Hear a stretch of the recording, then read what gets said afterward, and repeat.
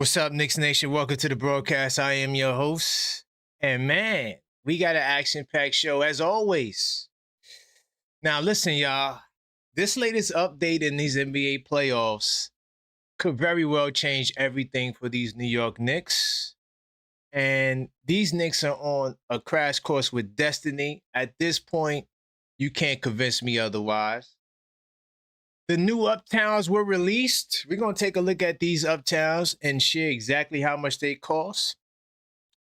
The conference finals just dropped, and we got the official date for the watch party, y'all. Hopefully, y'all excited. To all the people that will be in attendance, we'll talk more about that as well. There's been some talk about Jalen Brunson and, his recent comments about not being a star. But I want to talk about his unselfishness. A lot of people complain about Brunson. Dribble, dribble, dribble. Dribble, dribble, dribble. All he does is dribble. But we're going to get to the bottom of that today. Now, for the Eastern Conference Finals, we are getting a major return. And no, it is not OG Anunoby. We will discuss who that familiar person will be. And the Knicks, they have to overcome the finals burden. What do I mean? Or not the finals burden, but the favorite burden. We're going to talk about exactly what I mean. And also, the odds are out now, the futures. OG Anunoby, is he the favorite on the Knicks to win the MVP, the Eastern Conference MVP? Well, look, man, we're going to talk about all of these things today on the Blue and Orange Brunch Show.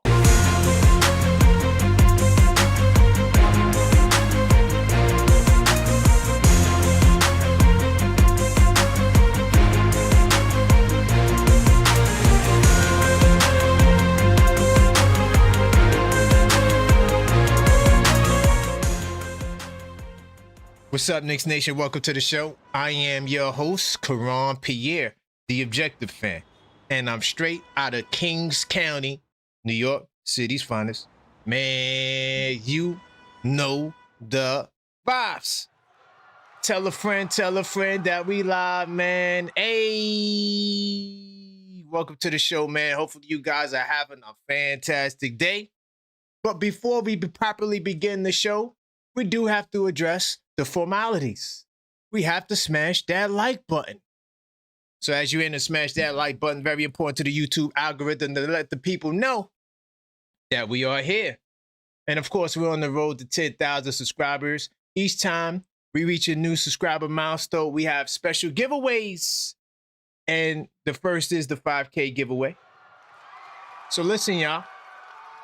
All you have to do is subscribe. No phone numbers, no emails, no janky websites. Subscribe now, and you will automatically be entered in a chance to win this rookie Jalen Brunson trading card. Now, we're getting there. We're on our way. We're almost there. So subscribe, and this will be the only way for you to enter into the contest, and you will automatically be added. No websites, no emails. Big time salute to everybody in the building. Hopefully you guys are having a fantastic day. Like I said, once again, let me see who's in the building early before I begin. I see Crim's dad in the building. OKF Nation, great to see you, Crim's dad. Is that Rudolph? Sorry if I butchered that. Hooper USA, big time salute to you. Matter of opinion in the building. Trap in the 90s, I see you. All right, Rolling Dog, big time salute to you. Mellow Mike, all right, my Mellow Mike. Hopefully you got some time to talk, man. We got a wrap. All right. Who else in the building? I see Cleo. Salute to you, Cleo. Hopefully everything is well. Cleo is the king of the callback right now. She has like 5 of them joints, man. And we got Figgy has a requester call for number 13. We're gonna save that for Friday night. And then J-Tap provided a hang up just in case these fans start tripping. And by the way, last night we had a Cavs fan message me, but didn't have the heart to call up. We finally had some Cavs fans. If y'all see any Cavs fan in the chat, let me know because they feeling themselves right now. Okay, my man Zach, OKF Nation in the building. So big time salute to all of you guys as you enter the show. Continue to smash that like button, man. A couple of updates I want to share. So bam, the watch party is going down. All right. And the schedule was just released. So the Knicks will be playing on Saturday, the 23rd. All right. So listen, y'all. On that day, we will be at Q Bar. So make sure you guys are in the building. All you have to do is RSVP. Go to my Linktree. I keep it very simple. Everything I have is on Linktree. Linktree/TheObjectiveFan. You go there, you see it at the top of the page, you click it, boom, just fill it out. I just want to know your name and how many people are coming. And I'll see you in the building. We're going to have a great time. I'm going to have giveaways. It's going to be fantastic, man. And the spot is a pool hall and a lounge. So we could play pool. We could watch the game. You know, they got food, drinks. It's going to be a movie. So make sure you guys are in the building, all right? And tonight we'll be here again at 7 p.m. for Level-Headed Knicks Talk. There's a couple of things I want to talk about tonight. We could talk about. I did a poll today asking who is the most dominant team in the NBA. I want to talk more about that, us or the Thunder. We'll also talk about Towns, some more Towns talk. And we'll also talk about the business of the. It's a lot. It's a lot. Tonight is going to be lit, and someone may enter into the Mitchell Robinson contest in terms of acquiring his service this summer. So make sure you guys are in the building tonight. It's going to be a fire show. There are no NBA games tonight. Of course, tomorrow, the Blue and Orange Brunch returns around the same time. If not, like sometimes I do it at 1:30, 2. It depends on what I got to do in the morning time. So that usually dictates the schedule. But usually in the afternoon, we're ready to rock and roll with this show. And tomorrow, we will have the members only online watch party for Game 6 of the Pistons and the Cavaliers. Literally, right after that game, if the Cavaliers win, we will do the Pick'em show. If the Pistons win, I probably won't do another live that night. We'll just save it for the next, Game 7. We'll do the Pick'em show. And for members, channel members, we'll watch that game together on Sunday as well. If there is a Game 7 on Sunday. On Saturday, I will do the 10 Key show. That's if the series is over. Once the series is over, the next day I will do my 10 Key show. I was doing some research this morning on the Cavs. Whoa, there's some information I forgot about the Cleveland Cavaliers. I'm not spooky in the woods at all. Don't take it. But I am the objective fan, and I will say that there are some things that I noted that, maybe we might be a little. To all the people who are saying sweep, I'm not sure if I'm saying sweep now. I think the Cavs could at least get one, maybe two, but definitely I think the Cavs could get one game. But we'll talk more about that. And I'm doing my research on that. So that's the upcoming schedule. As you guys enter the show, smash that like button. All right. And no, I didn't watch First Take today and see them talking about the Cavs. They talked about the Cavs. I saw the screenshot of, the Cavs are tougher than we thought. Huh? Yo, this is what I'm trying to say. Y'all listening to these people for your Knicks stuff, man. And it's sad. It's not because I heard them say that. That's why I said it. I'm actually doing research, and I look back. And so, yeah, I'm not spooky in the wood. Hey, Crim's dad, you got to relax. First of all, salute to Crim's dad. I see you on the member chat. Hey, man. Crim's dad, you got to relax. All right? I see you with the eyeball. I'm not spooky in the woods. I'm just saying, I don't think I'm leaning towards us not sweeping the Cavs. That's all I'm saying. Right? We could still sweep the Cavs. I'm just saying, for me personally, based on me doing my research, all right, me using a book like this, so who was that last night? Me going into the 82 nights, see this right here, and looking up some stuff. But who was that? I think that was Tugboat last night. And we were talking. He asked me a question about, did the Oklahoma City Thunder, did they do Hackimich? So I said, I don't remember. Let me go into the 82 nights. Went into the 82 nights. Boop, boop. Oh, look, right there. They did run Hackimich.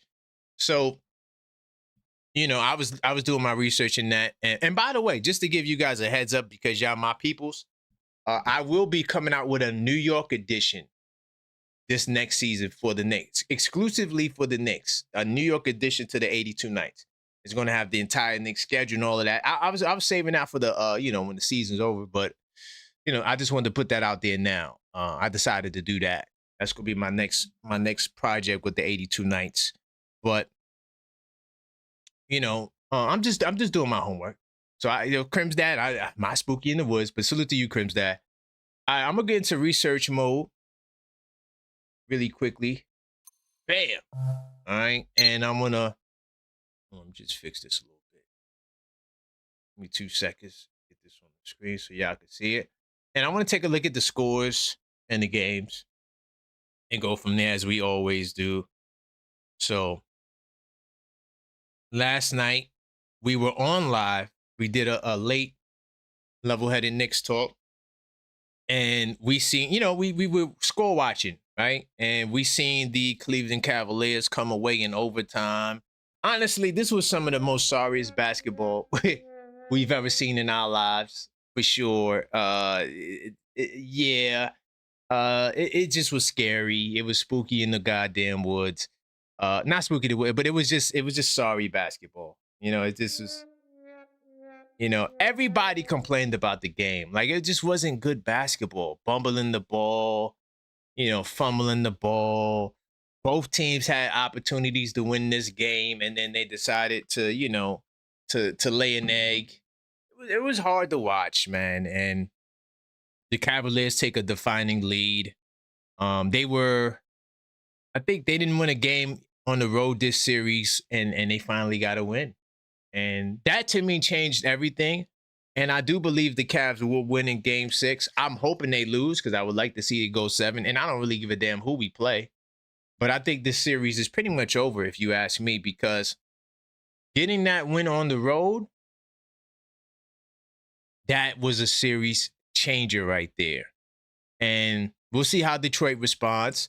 They better hope Duncan Robinson plays, because not to say that he's the super duper 3-point shooter, but he is their best 3-point shooter. But they could have used his energy last night, especially in those scenarios where they had shot opportunities down the stretch to possibly get some better rhythm, or to even just have another threat on the floor. So that way, if you want to double, triple, whatever you want to do with Cade, now you got somebody who's going to keep you honest, right? So, I thought that was pretty interesting. But yeah, this game was sorry. And we'll watch Game 6 on Friday to see what happens. I don't know.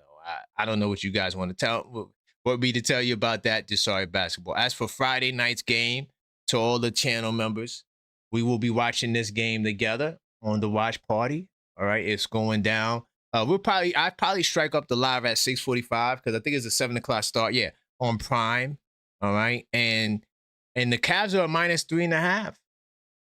Cavs are -3.5. That's major, because usually the home team has had the edge this series, and I think that trend continues. But Detroit will show me a lot if they can win this game. I'm not rooting for. Let me not say I'm rooting for them, but I wouldn't mind seeing them win, only so I could get an extra day to prepare. Because if the Cavs win, now I got to go into scramble mode and do my research, and I got to do the pick'em show. So, but we'll see what happens. As far as the Spurs are concerned, they are a road favorite, which that right there is a solid indication that nobody has no hope and faith in the Timberwolves to win this game. I'm sticking with my pick. I picked the Timberwolves to win, just like I picked the Cavaliers to win. I feel as though the Timberwolves presented a lot of challenges to the San Antonio Spurs, not just because they beat them in the regular season 2-1. I just feel like Julius Randle, if he's on his A game, is a problem that the Spurs really don't have no answer for. And Ant-Man is Ant-Man, but the problem with Ant-Man is he's starting his offense from too high up. The San Antonio Spurs got a really good defense, and their offense is good too. So the Spurs are a formidable foe. And that Dylan Harper, man, completely changed the game for me, or changed my idea of his game. I thought that he would be frazzled like most rookies are, or the overwhelming majority of rookies would fail in these moments. But he has shown that he is about that life. Honestly, I mean, I could see the Spurs moving off of Fox and going with Harper and Castle as their guards. And I think that would be the guards for the future. I don't see Fox being there for the long term, especially if he becomes an all-star level caliber type of dude, or even if he just gets to like, 20 a game caliber player with Castle. Because Castle kind of realistically, technically is the point guard, even though they kind of share that responsibility. But I think that Fox, I don't see his future being so long with this team. They got a good young team, good young nucleus of guys that are ready to produce. So I'm interested to see what happens. The Spurs would show me a lot if they win tonight. And we'll see what happens in game 7. All right. But that's all for the scores and the games. If you just joined the show, this is the Blue and Orange Brunch. Definitely smash that like button. I'm talking about a lot. I didn't get to what can change everything yet. I'm gonna get to that in terms of for this championship run. There's a lot of good news with this Knicks team, and we're just in a great place right now. Oh, also subscribe if you're not subscribed. Very important to the YouTube algorithm that we let them know that this is the place to be, and we're trying to close the gap, and we're on the road to 10K. So, half of you guys are watching but not subscribed. You might as well make it official. All right. First, I want to say big time salute to the super producer, Maxine in the building. I see you, Maxine, the super producer. Do appreciate you. Rock BK, ATL to BK, or from BK to ATL. Big time salute to you as well. All right. All right, yeah, the chat is lit. Continue smashing that like button, man. All right, we're gonna keep pushing forward. I'm gonna jump into the schedule. Now, some of these things I'm gonna touch on lightly. It doesn't require me to spend much time on it. Just some things I want to share. I'm gonna start with the schedule. All right, so the schedule has been released. That I believe this is the article here. Let me get this on the screen so y'all can see it. So to all the people who's interested in the watch party, matter of fact, let me go to watch party view is going down. We have the official date for the watch party. Oh man, hold on. Sorry. Really quickly. What happened? Okay. I guess never mind that. But the schedule has been released for the watch party. And hold on, give me 2 seconds, y'all. 2 seconds. I'm sorry about that. I wanted to check out some on the back end. All right. Get back to the. So the schedule has been released. So here's the game plan. On Sunday or Tuesday, the series will start, right? Now, if this goes to game 7, I'm talking about the Pistons and the Cavs, then Sunday will be game 7, and then the Eastern Conference Finals will start on the 19th. It doesn't change the date. Game 3 of the series will be on the 23rd. So the NBA is going to stretch it out. It doesn't matter if the series starts on Monday. It doesn't matter if it starts on, Tuesday or Monday. It doesn't make a difference. Game 3 will be on Saturday. So I want to show you how the full schedule, but I can't find the website. I don't know what happened to the website. It's all good though. All right, so that's the playoff schedule. It has been released. And, if you are going to come out to the watch party at Q Bar, all you got to do is go to my Linktree /TheObjectiveFan. It's the link that's on the screen. I will also put it in the chat right now so you guys could get there.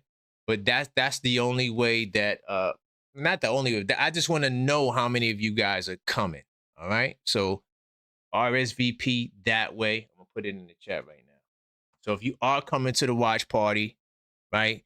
And we don't know the time yet, but we do know it will be Saturday. More than likely, it'll be either 6 or 8 o'clock. I doubt it'll be an afternoon game. They don't normally do that because now in the conference finals, we will be, let me just do something better than that. RSVP, and then put the link. Right? Then put the link. Okay, bet. So yeah, the RSVP link is in the chat.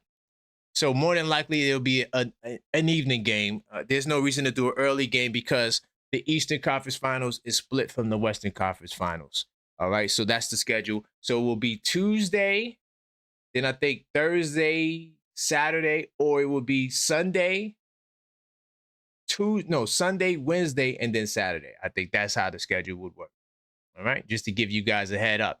So if you are coming, the link is in the chat and it's pinned as well. All right. All right, cool. So that's the scheduling update. I want to show y'all these cool uptowns as well. The new Knick colored uptowns. Fire. All right. These are fire. Right. You could get this at the one store. I mean, not the one store. I think there's a store in Soho. This is I'm not sure if it's only available here, but it does say available exclusively at the Nike Soho store. So you got to go to Soho to get this, which is crazy to me. Now, I don't know if it's sold out, but I know that the store retail value is $130, but the resale value could be up to $300.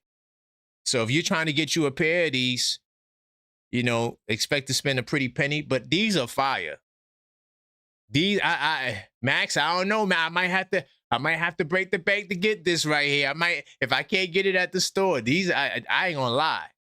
You know, Air Force One was the thing back in the day. We call them uptowns, but I love these colors, man, because I got outfits that could go with that. You feel what I'm saying? You feel what I'm saying? Matter of fact, this shirt I got on right now go good with that. You feel me? So I thought it was lit. If you guys want to check it out, you have to go to the Nike store that's in Soho. All right. Let me keep it pushing. Okay, let me get back to some conference finals news. So we definitely have a familiar voice, a familiar person that's going to be rocking with us in the conference finals. And let's talk about who that will be. So it's official. Mike Breen. Mike Breen will be commentating the games, goddammit. Because ESPN has rights to both the conference finals and the NBA finals. Okay? And so because of that, you will see Mike Breen mostly, if not exclusively, commentating the games. This will give us, even though it's a shame, well, Clyde can't be there, but at least Mike Breen is somebody who's a familiar face. Now, I salute Mike Breen because he is definitely objective, and he's someone who, you know, he's not just going to be all nicked out, but he knows the Knicks, and it's good to have somebody in the building that knows the Knicks. Is Jamal Crawford with ESPN too? I don't remember where Jamal Crawford is, but if Jamal Crawford is with ESPN, it would be good to see him and Mike Breen call some of the game. Now, I doubt that'll happen because it'll probably be whoever else is there. I don't really remember because I don't really care to listen to the broadcast like that unless it's the Knicks game. Then only when the Knicks play do I really pay attention to the broadcast unless I'm watching a condensed game. I don't mute the condensed game, but so I don't really know who the hell works for whom half the time. But having Mike Breen there will be official. And to hear the bang when Jalen Brunson hits those big-time threes, that will make it everything. So we will have Mike Breen in the building. I thought that was a good, some good feel-good news to see because ESPN has the rights to both rounds. All right? And I want to talk about Brunson Unselfish really quickly, and then I'm going to open up the phone lines. So Brunson has kind of made some headway where he said that, hey, man, I'm not a star, right? And some of y'all are still defending him being a star. For me, it's hard for me to defend him being a star when, I'm very practical, right? For example, right? I used to say that Royce the 5'9" was better than Eminem back in the day, right? This was back in the day. But then when Royce the 5'9" said that Eminem is the best, there's no way I could put him ahead of Eminem no more. I'm not going to defend nobody who's not going to defend themselves. That's just how I was raised. You got to, fight your own battles. So when Jalen Brunson says he's not a star, I don't really care to argue that point anymore. Honestly, when I think about these Knicks, we are a team that we're on the verge of making it. Now, I don't like going the making history part, but we are on the verge of making history. We're doing things. First off, I got that clip dropping. After this live, I got a video coming so you could tell your friends when your friends tell you, oh, this is the same old Knicks, they go choke. This year is different than many years for a lot of reasons. Even this show, I'm going to get to some of the things that are different from prior years as to why you should take this New York Knicks team serious on our quest to win the championship.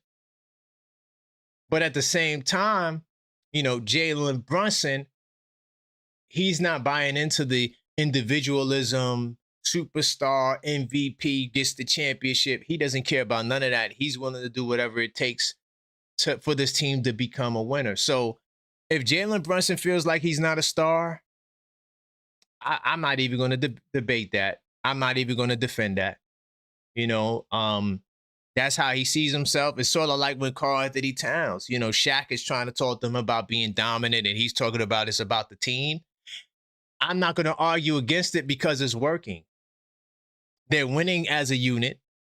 They're balling as a unit. They are a unit. So I'm going to let them represent themselves with how they want to be seen. I don't want to ever,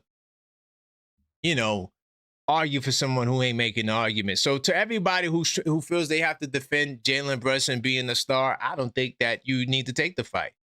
He doesn't even care about it. So if he doesn't care about it, I don't care about it. But I want to tie that with this selfish or selflessness, all right, narrative, because a lot of people say, oh, well, Brunson's game is selfish. He dribble. I'm a part of the dribble committee. I don't have an issue with him dribbling. I always debunk the narrative that he doesn't pass the ball. That's always been capped. Jalen Brunson is amongst the leaders in passes and assists. Okay? So when you say he doesn't pass the ball, you're saying that he doesn't play like a guy who's 6'2", because you have this bias in your mind. I call it the height bias, where a guy who's that short has to pass the ball. And I just think that Jalen Brunson is him, whether he's a star or not, doesn't matter. I think that he's a unique individual that can get you 30 and 7-8 assists a night. And sometimes he gets into Kobe Bryant Mamba mentality mode, and you can't stop him. You can't guard him. There's no defense in the league that can stop him. He's only stopping and limiting himself. But the team basketball, I did the stat last night. To those of you guys who missed that show, go back and watch it. I talk about the one stat that puts Towns ahead of Jokic in these playoffs. And, this Knicks team, they're just doing it differently. And so you can't look at them the same way as you would in the past, right? They're operating at a higher level. And Jalen Brunson was asked a series of questions. He did his interview yesterday, and this topic of selflessness came out of there. Now, in terms of Mike Brown, he went to the players with an idea. He wanted to switch things up on the offensive end, putting the ball in Towns' hands. Now, I want to also say this. Throughout the entire playoffs, Karl-Anthony Towns led the team in front court touches. Like, that didn't just start in the Philadelphia 76ers series. That was also true during the Atlanta Hawks series. The difference is that it wasn't really in his Jokic bag, for lack of better terms. He got in his Jokic bags games 4, 5, 6, and beyond, right? So when Mike Brown went to the team saying they switched things up, it meant Brunson playing off the ball at times and getting his shots in different ways. He wanted to put the ball in Towns' hands. I disagree with that statement. It wasn't that he wanted to put the ball in his hands more. He wanted to change what happens when the ball got in Towns' hands. So instead of Towns just being the typical dribble handoff center, right? He turned him into being the hub who initiated offense for others, not just handoffs. And that was the major shift. So it wasn't that Towns wasn't getting the ball. That's cap. Okay. The truth of the matter is that Towns is being used. I call it the arena football quarterback because he's not bringing up the ball the way Jokic does, right? He's giving the ball at half court and he's performing his job very well. So Brunson said, so was there any concern, right? No. What was the dialogue? The dialogue was, okay, let's do it, he recalled, right? And it was that simple. There's not really much you could talk about at that point when you're down 2-1. So yeah, Jalen Brunson, Mr. Miyagi, he's like, look, whatever is going to work for this team, we're down, I'm willing to change.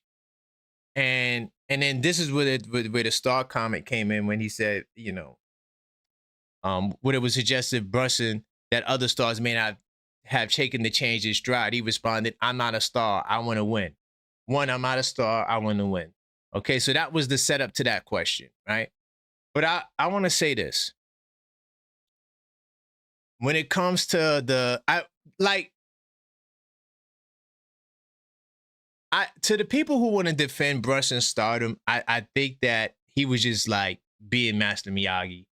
I don't think he really was talking about his goal to be a star in this league. I think he wants to be a great player in this league, but I think he was just trying to put down any thought of individualism when we're all about team in this point in time, right? So whether he's a star or not, it don't even matter. We got the best team in basketball, if you ask me. And Jalen Brunson is spearheading that by doing a lot of things creatively and getting and coming off the ball as soon as he crosses half court, right? Less dribbles. If you want to say that, okay, I take that. I don't know the stats on that, but you do see the initiative for him to come across half court and get the ball to Towns. Like, there's no debating that. And then once Towns gets the ball, he gets it to his, hand in the air, looking to find guys. But when we talk about Jalen Brunson's selflessness, he's someone who embodied, like he made the greatest sacrifice in NBA history, sacrificing well over $150 million for this Knicks team to be where they are now. So we are trying to get it done with team, right? And we've seen this before. I go back to Bill Walton's championship back in 1977. It was painted as team versus individual with Dr. J. That's how it was painted. The team versus the individual. The Trailblazers played team basketball. They didn't have no MVPs on that team, I don't think. I don't think they had at the time. No, they did have a first teamer, though, I think. Yeah, they did. Because Walton was first team. But anyway, nonetheless, it don't matter. The point that I'm saying is they were playing more team style basketball. And that's where we're kind of leaning into now with this Knicks team going forward. But, this is what prompted the question about him, coming off the ball and being selfless. I don't think that Jalen Brunson, me personally, I don't believe that there's a system that he couldn't thrive in. And I think that he will continue to shine in this system with the New York Knicks. All right. So what I'm going to do, I got a couple of more topics, but because we got OG for MVP. That's a question of the day. Do you think OG and Anunoby has a good chance to be Eastern Conference Finals MVP? All right. I didn't talk about the favorite birding yet. I'm going to save that for a little bit later in the show, but I want to get the people on the line. And also, I will get to, after the phone calls, what change am I talking about that could be different going forward? Okay. And so if you want to call up 646-995-8389, I didn't mean to hit that. Well, definitely smash that like button. I didn't mean to go to this window. Oh my God, this guy, Detroit #9. What are you, a glutton for punishment? Oh my God, man. These guys are sorry. I swear to God. Now you got me. Just because I seen this guy, now I wish that the Detroit Pistons get cooked. Right? Just so because I might wind up calling all of you clowns from the I shouldn't say clowns. That's not nice. I take that back. I'm gonna say all of you guys from Detroit. All right. By the way, if you want to call up 646-995-8389, call up, voice your opinion. I'm sorry, I didn't mean to call you guys clown. I don't like to use ad homs. It's just hard when I see just craziness going on and you guys showing up after losses like you got something to be proud of, dog. You need to stop. Because especially you, because you said that you thought that the Pistons were going to win the championship from day one. So you shouldn't be happy. All right. But call up 646-995-8389. I'm going to take a couple of calls and then I will get into the flagship topic, which is what could change everything in this Knicks championship run. By the way, if you're new to the show, these are the rules. All right, everybody gets 3 minutes. Okay, everybody. So call up. I'll get you on the line for your 3 minutes. You're gonna hear the "Let's go." Once that buzzer rings, you got to be prepared to get off the line. It's a hard clock. This is the morning show, the afternoon show is the morning show for me. But 3 minutes, and that's the end of the call. All right. But if you do want to call back because you felt like you had more to share, all you have to do is send in the call back. You can send it in via Cash App, $that/TheObjectiveFan. You could also request another caller, right? So if there's somebody you want to hear from on a particular topic, you could request them, Cash App, Super Chat, whatever. Same thing for calling back a person that you felt like, man, they were cooking during their time. You could donate a call back for them as well. And of course, we do got the $25 hang up option. I do got one in the stash, courtesy of JTAP. But anytime the opposing team gets on the line and you want to get them the hell up out of there, all you got to do is just say hang up or send in the $25 donation and I'll get them off the line, right? Saying hang up, all right? Or triggered, one of the two. It doesn't make a difference. And you can send that to the Cash App or the Super Chat just to let you guys know how it works.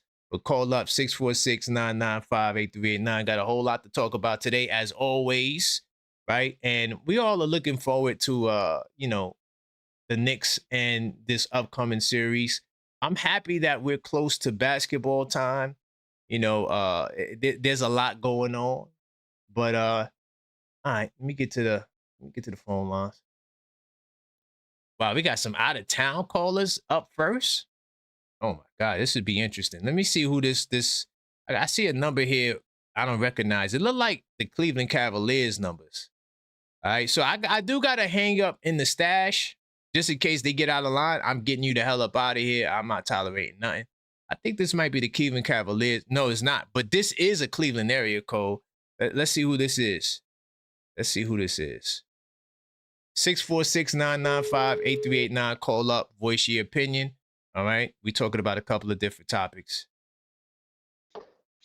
Hello, callers. Hey, state your name, where you calling from. This is FGC Hitman, originally from Bronx, New York. Now I'm in Ohio. Yeehaw! Okay, so wait a minute. So you're a Knicks fan. You just in enemy territory right now. Oh yeah. We're in enemy territory. I'm going to the bar tonight, and I'm wearing my Knicks shirt with the orange and blue. Let's New go. York I like status. that. That's fire. That's fire. Man, I'm having a great day, man. Talk to me, man. We got a lot to talk about, man. Will OG Anunoby be the Eastern Conference Finals MVP? We talk about Brunson unselfishness. Where you want to go? I'll tell you where I want to go.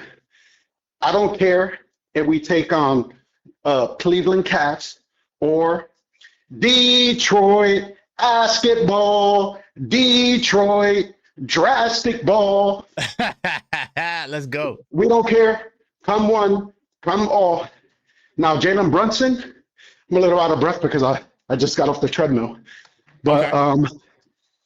When Jalen Brunson was saying he doesn't care about being a superstar and he cares about winning, I believe he feels that and he wants to show it in the court. He does his talking in the court. That's what he's going to do. You know, and that makes sense. That makes sense. I think that too. Like also, it could be just like ducking the question, like, like you're trying to divide and conquer right now. Like we're a team. Like I'm not focused on being no star. I'm focused on winning. So Yes. I got that too. Yeah. Mhm. Yeah, and as far as OG and Anobi is concerned, I'm not spooky in the woods, like you like to say, but Uh-oh. the only down the only downside, and I think it's a minor downside, and you might be able to get the facts because you got your sources and all that. Whenever OG takes a break, Yes. to me, he's like habits, where That's like facts. muscle memory. Whenever he takes a break from an injury, he ends up being cold and rusty. That's the only Right. thing. But outside of that, we're not worried. Knicks in 6 versus Cavs versus Detroit, it don't matter. And then NBA Finals, it is what it is. Yep. But I'm with you. yep. I'm with you. Yeah. I think we're gonna smoke whoever. I don't care either who we see. I don't have no picks, no choices between the two. But I'm just looking forward to us being successful and getting into the finals again. Yes, sir. But I'm gonna let you go. But shout outs to the Knicks Nation out there, and all my Hold it service members down. out there and all that, and Hold it down. And look, I got yep. your name saved. So next time you call, I know who you are. And now I know you're on enemy, lines. I'm gonna ask you, how is it over there? If we see the Cavs, I need you to give me the full report Oh of yeah, how I'm those gonna go Cavs there. fans are. I'm gonna go there with my Knicks with my Knicks gear, with my Bo Jackson orange and blue.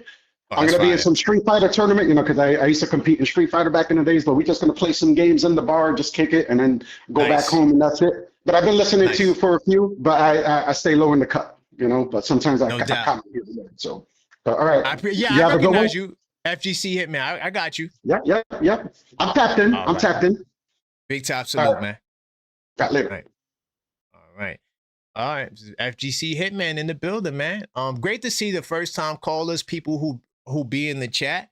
Call up, man. 646-995-8389. See, now I'm getting so good at sporting certain area codes. I'm like, okay, this might be somebody from Cleveland. This might be somebody from Detroit. You know what I'm saying? This might be somebody from over there. Because I think Detroit is the 313, right? And so when I see those numbers pop up, I'm kind of, iffy, sketchy on certain things. First off, I see you, Chris. Give me a second. Let me get to this call really quick. I'm gonna get to that super. What's good, Barry?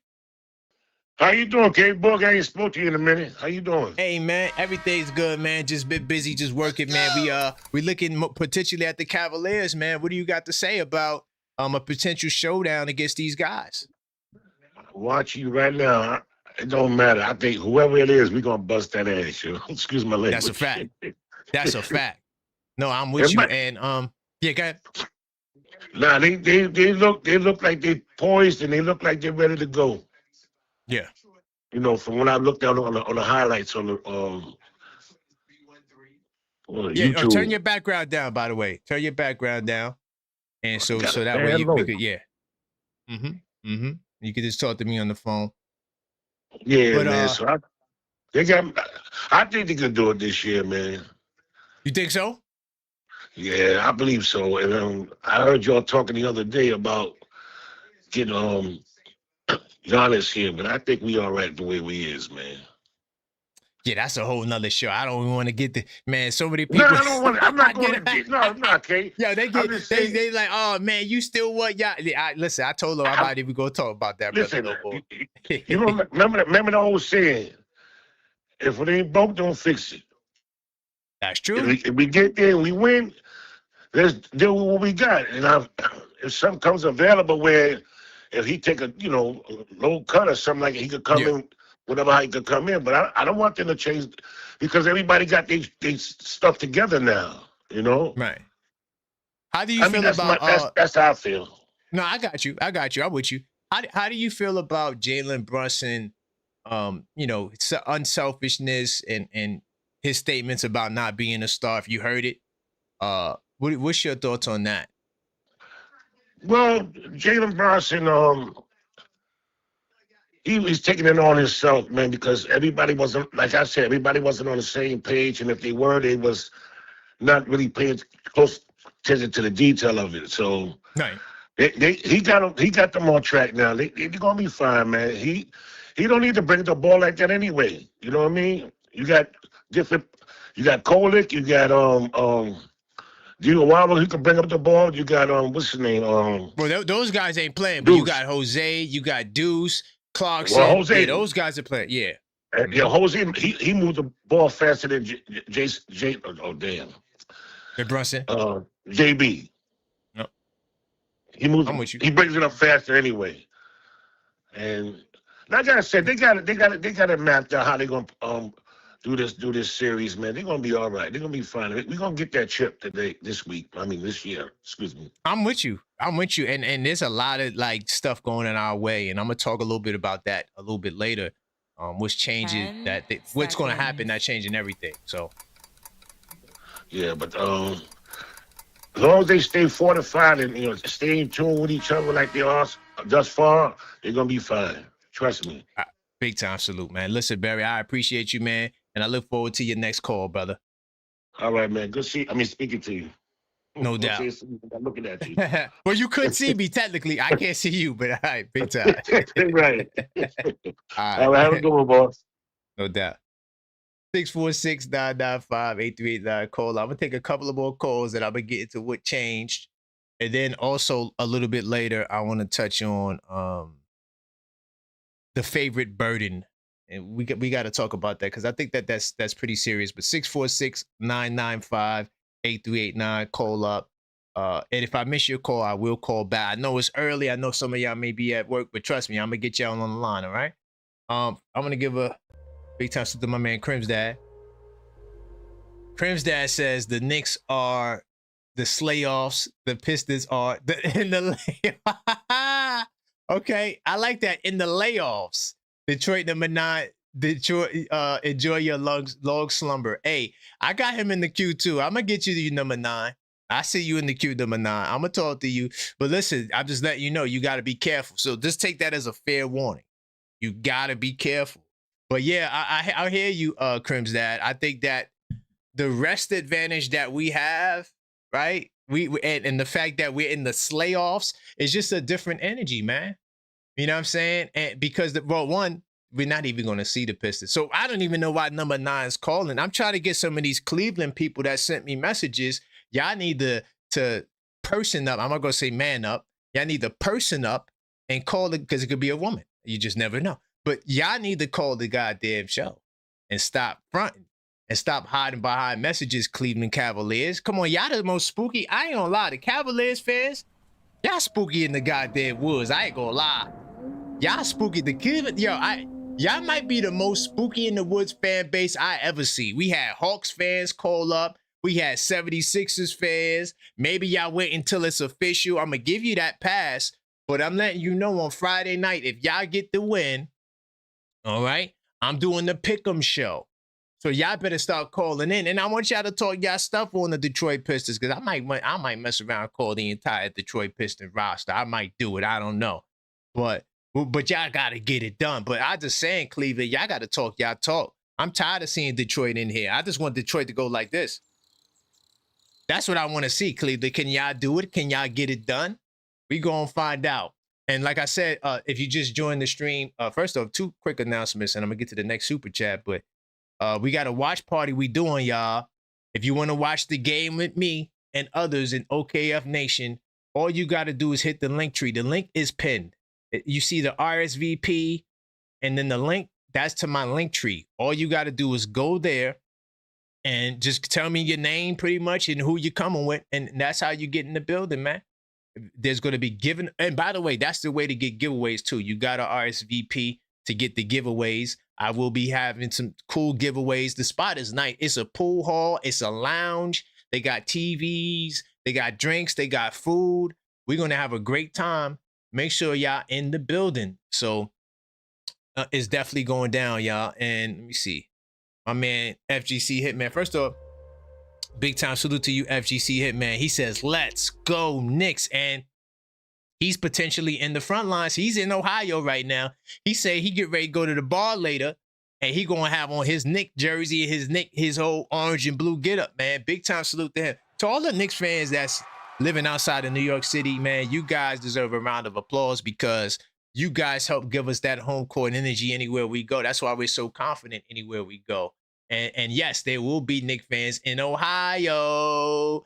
I'm curious to see if they gonna hate on us. You think the Cavaliers gonna hate on us? Cause I gotta go back into my research to see if they ever hated on us. I don't remember them hating on us the last time we was there and we dusted them off. But yeah, we'll figure that out. And big time salute to my man A Pal Diaz. He says, "What's going on, Knicks family? Man, big time salute to you, A Pal Diaz. I do appreciate y'all. Oh, my bad. I forgot to do the MVP donors today, but I will do it tomorrow for sure on the Friday episode of Blue and Orange Brunch. But listen, I do appreciate you guys and y'all support. Let's go Knicks. Let me get back to the phone line. I got my man Derek in Brooklyn. All right, keep the calls coming, 646-995-8389. This is a positive show today. All right, let's show out. Uh-oh.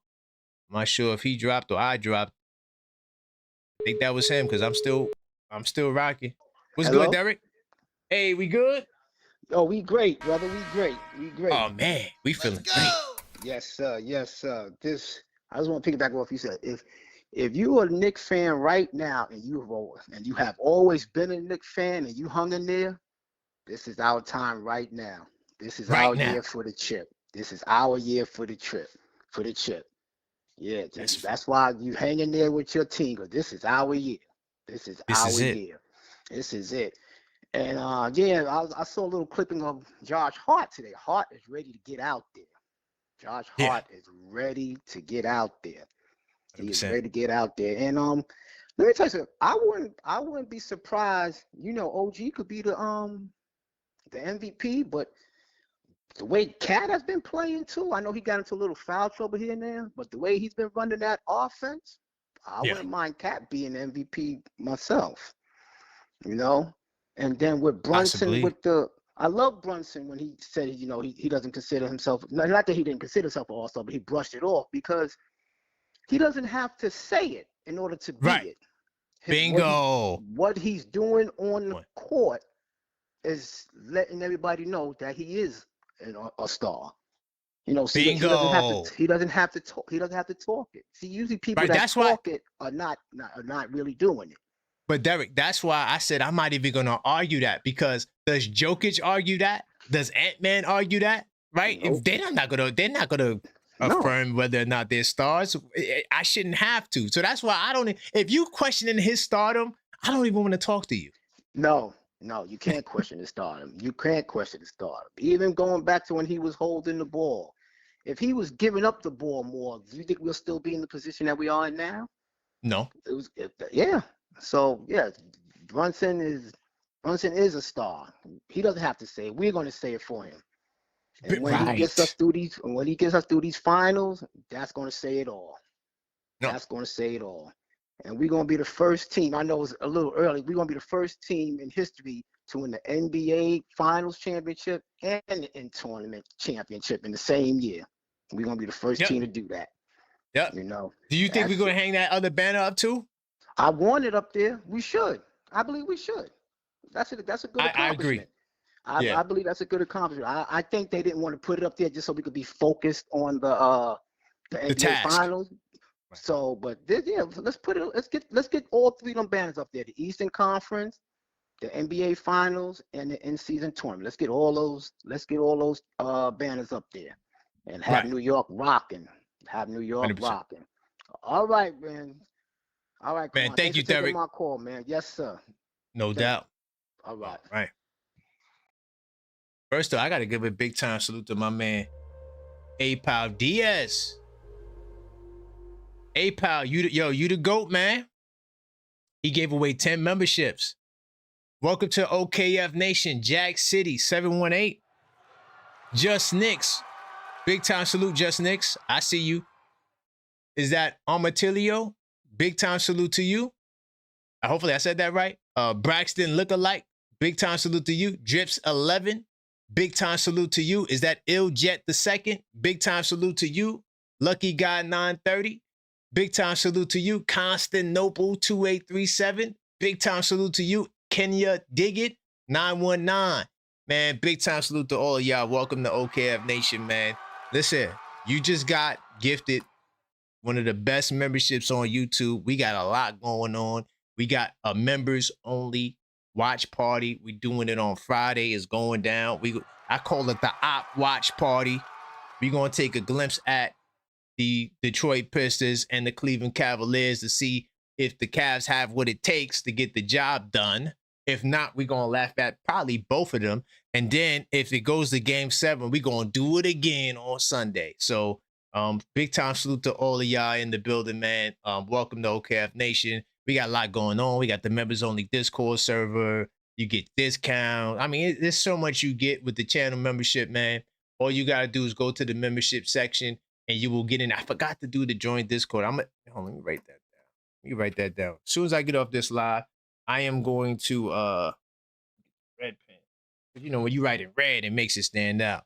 I'm gonna do a members post. Join. That's what I'm gonna put. Join Discord. Okay. So right after this, y'all will see the link. But all you got to do is go to that membership section and you will be tapped in. But salute to you once again, A. Pal Diaz. I do appreciate that support, man. It definitely goes a long way. All right, me keep this pushing. Oh, why is this frozen? Uh-oh. OBS frozen? Hold on. I'm still live though, right? All right. Try this tweak. Okay. I don't know what's going on. Hold on, y'all. Give me 2 seconds. Okay, I'm good. I was frozen for a minute, but I'm back at it. All right.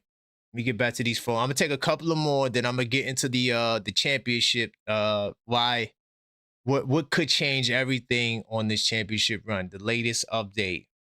Very important. Get my man JJ on the line. 646-995-8389. Call up, voice your opinion. This is the Blue and Orange Brunch. We got a lot to talk about today. We're talking about Jalen Brunson, OG for MVP.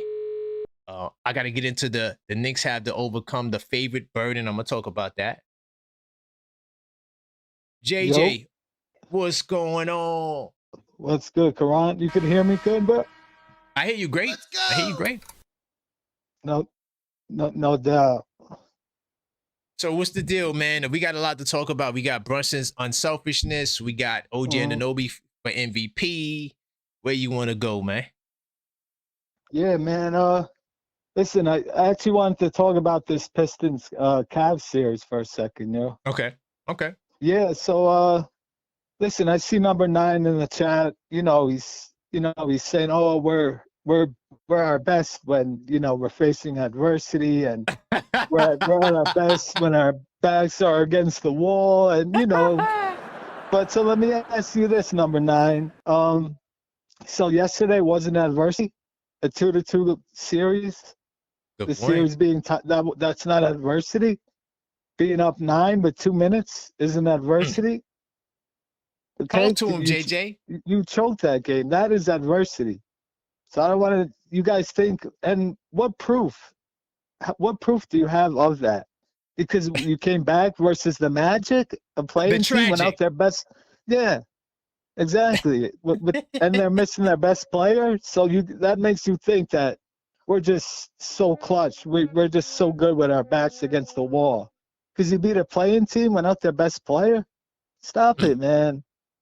Stop it, man. Did you hear it? Was you on the show last night? Number 13 was very disrespectful. We had to get him the hell up out of there. I caught it. No, I did. I think I came like a few minutes after. I heard kind of what was going on, though. Well, the one thing he said was, he said, "We got to get to Madison Square Garden. We got to get there. There's no way." Like, that's what stood out to me the most. How desperate and sad and squirmy you were sounding. Talking about we have to get the MSG. I would put the call out, but he was just too disrespectful, man. I didn't like his tone that he was. They're crazy disrespectful, man. A lot of these Pistons fans. But what have we been saying? What have you been saying all year? It ain't gonna happen. It ain't gonna happen. We ain't gonna see you. I've been saying it for the longest, dog. You have. This league, you need experience, man. You can't just come up out of boop and then think you're gonna get to the conference. Nah, right. There's steps to this, man. Listen, and I'm a big fan of this player. Maybe not so much anymore, but Jalen Duren, all that muscle, all that big and tough. My man, you're getting benched for Paul Reed. You're going out Paul super Reed. sad. All that muscle for nothing. This guy averaged 20 and 11. He's averaging like 8 and 6 in the playoffs.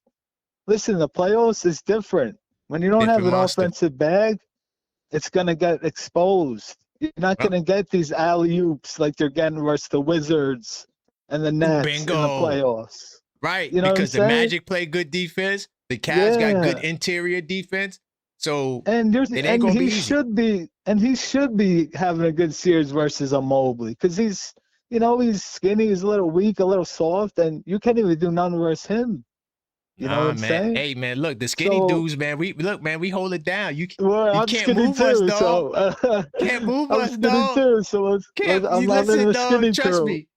Hey, you may think that. That's why my hand got broke. Dude couldn't do nothing with me.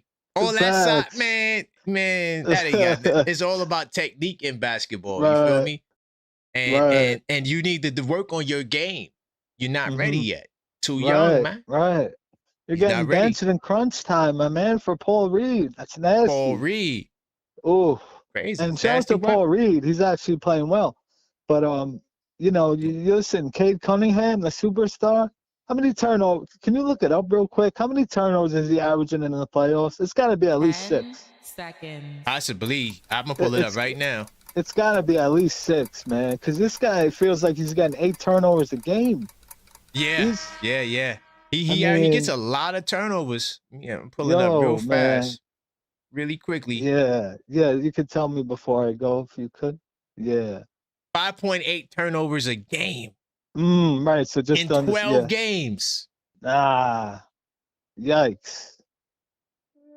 That's crazy. But yo, JJ, you gonna be at Q Bar on the 23rd? Yo, I'm in there. Yo, I'm coming through. Yeah, I'm in there. I bet. So look, man, it's gonna be a movie. Yo, JJ, it's gonna be a movie. It's gonna be a crazy, movie. Yo, we gonna take it over. We gonna take it over. Let's do it, brother. I can't wait. All right. Big time. All right, brother. Appreciate you, man. No doubt. All right, man.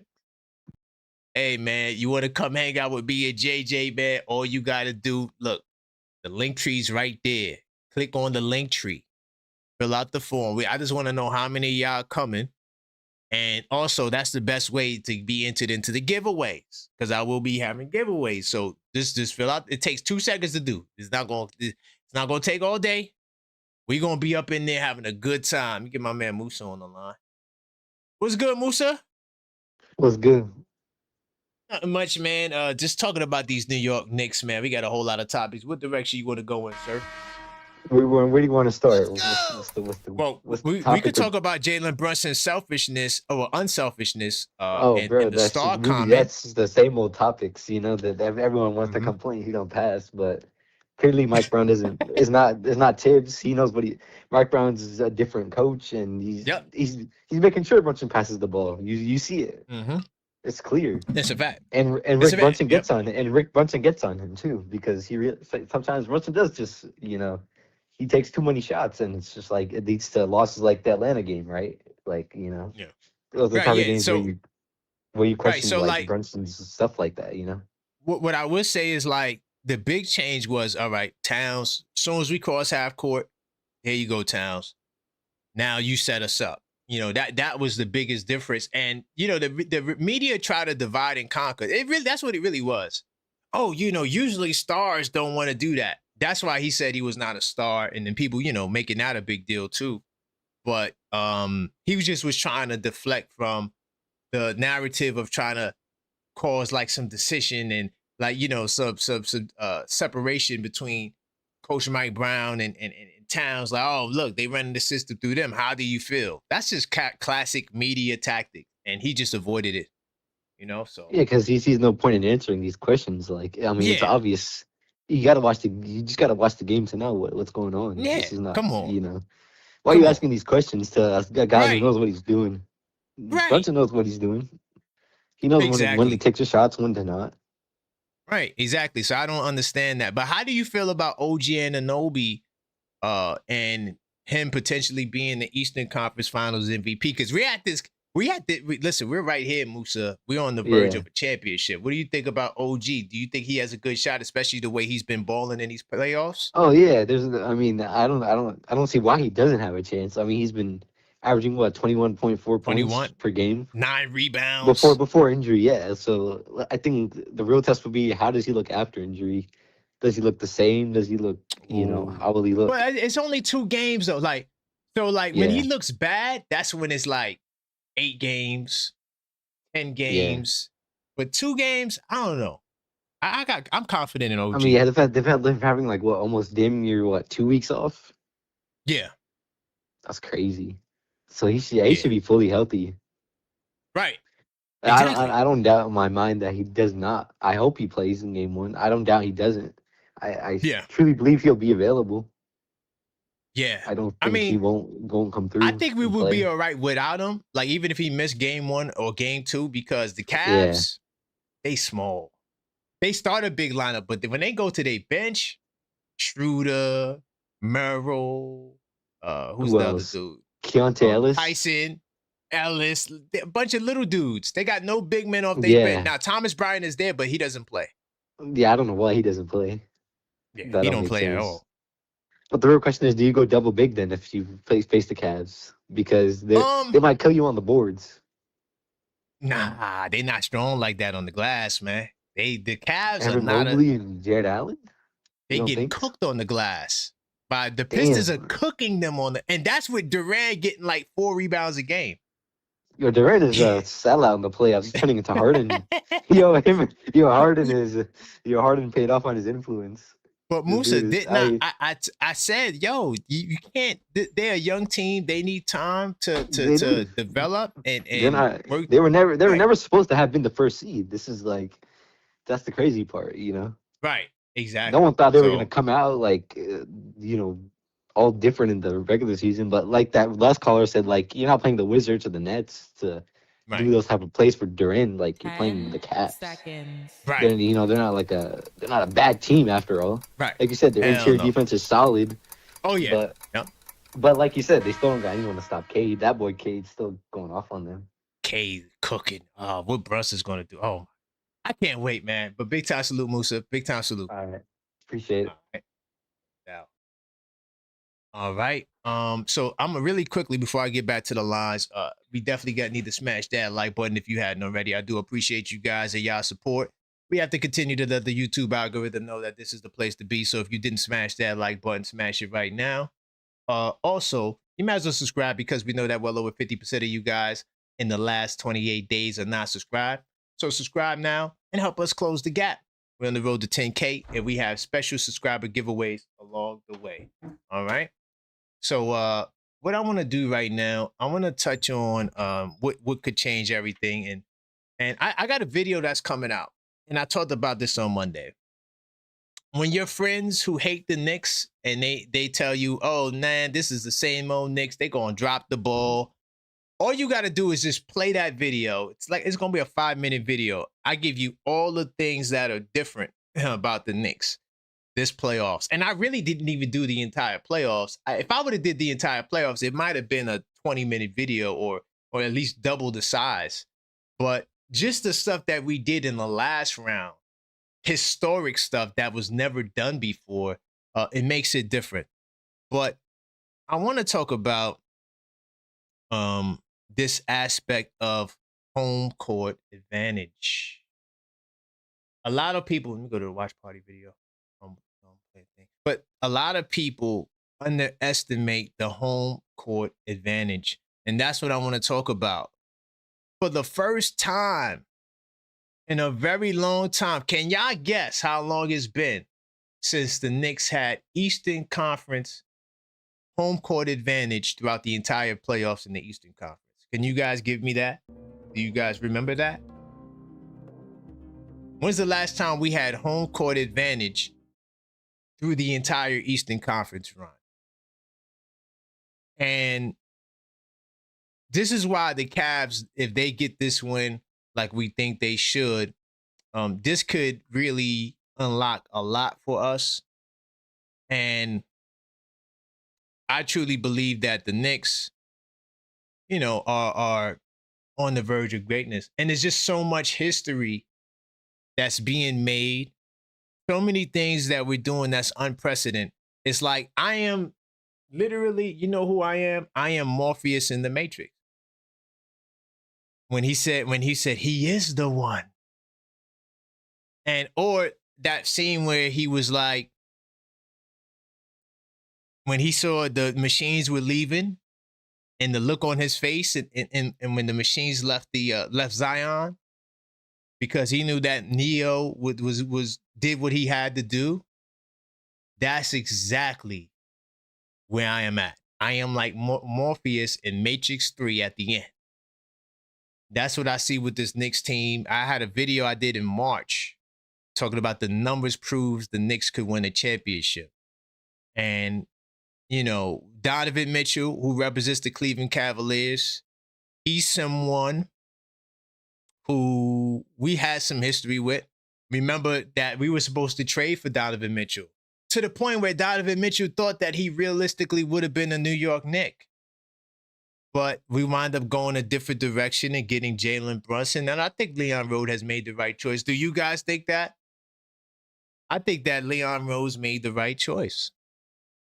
And I'm not even going to say the right choice. I'm going to say it's a good thing that Leon didn't really make that move unless he planned on signing Brunson and trading for Mitchell, which possibly could have been on the radar. I doubt it because they were trying to free up as much money as they could to make that happen. That's why they let, you know, Jalen Duran go to the Pistons and all of that stuff. It was a money free up type of move because I think at the time the Knicks were like, I think we weren't even in the salary cap. So, you know, we had to, or it was something with the money. I can't remember. But nonetheless, you know, we made that move happen, and Donovan Mitchell eventually went to the Cleveland Cavaliers. And so I want to go back a little bit, and I'm not even in research mode. I want to go back a little bit. This is what I was looking at, by the way. All right. I want to go back a little bit to a lot of you guys, and I remember some of your names. I ain't going to call you out. But some of y'all had that spooky in the wood energy. Keep it real. A little bit spooky. Y'all were saying that, oh, we should drop to the 4 seed so we could get the Pistons and we have to avoid the Celtics. How many of you guys remember people saying that? Keep it real. I ain't gonna hit the suspense, but keep it real. How many of you guys remember that? Oh, we should go to the 4th seed to avoid the Celtics. This is why you gotta just stay tunnel vision on what you got going, doing your best, because you just never know how it's supposed to turn out. The Boogie Monster, the Boston Celtics, that was supposed to be our toughest challenge, and we weren't going to be the favorite, and we were supposed to lose, right? Never seen them. The Detroit Pistons, oh man, what are we gonna do? Stephen A. Smith, oh, the Knicks go to the 5. I don't know what he said today. I don't care to know what he said today. But the Knicks, man, we're gonna go to the finals after he already balked and said, well, they can't beat Detroit. But now the Knicks are the favorite to go. These guys are all over the goddamn place. This is why you guys need to hit that subscribe button, man. I am the objective fan. This is level-headed Knicks talk. I don't just jump off the deep end and make grandiose statements. I'm riding, even when it looks bleak, like my Wolves pick, for example, right? A lot of people, oh, the Wolves going to get cooked. How do you know that? The Spurs have yet to win a road game in this playoff, and not playoffs, in this series.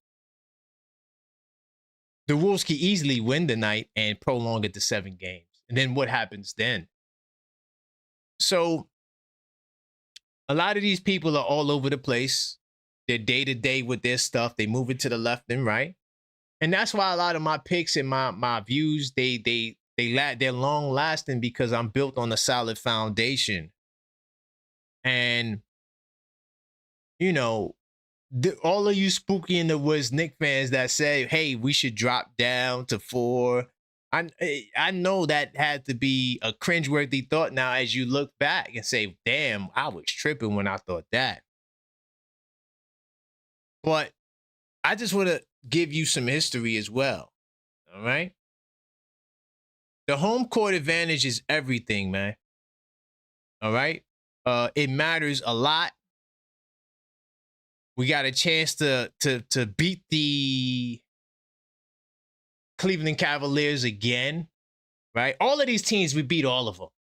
The 76ers. The only team we didn't beat was the Hawks, but we beat them now. But we beat all of them already. Like that's why I think we just looking past everybody because we already beat these teams. It's like, yo, we beat y'all 2-3 years ago. Y'all still not on our level. But the value of the home court, I really do believe is very, very important. Hold on. I want to give you this really quickly. And then we get back to the phone lines. The last time the Knicks were a #1 seed was 1993. All right. That's when we lost to that bald-headed guy in Chicago.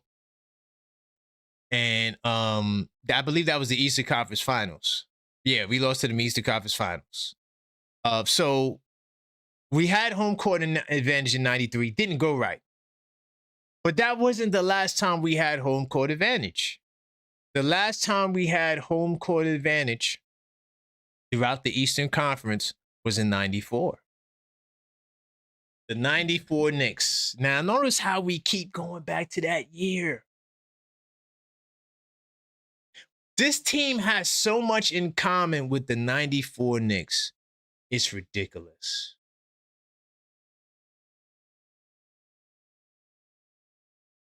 That team, you know, when you look at now you add home court advantage to the fold.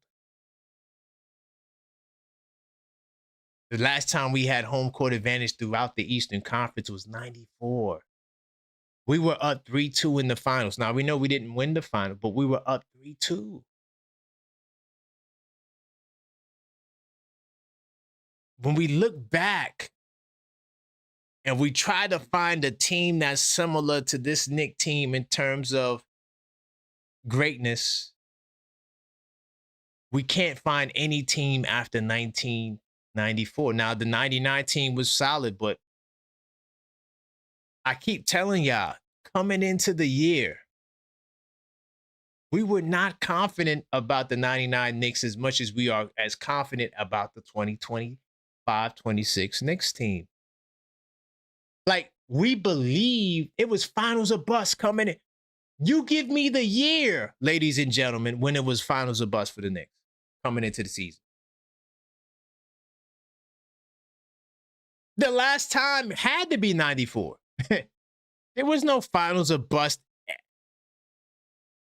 I love the 97 team. That team was in 90s, wasn't finals or bust. The 99 team wasn't finals or bust, right? It may have became that in the playoffs once we got past Miami, but that Knicks team was underwhelming in 99, especially during the regular season.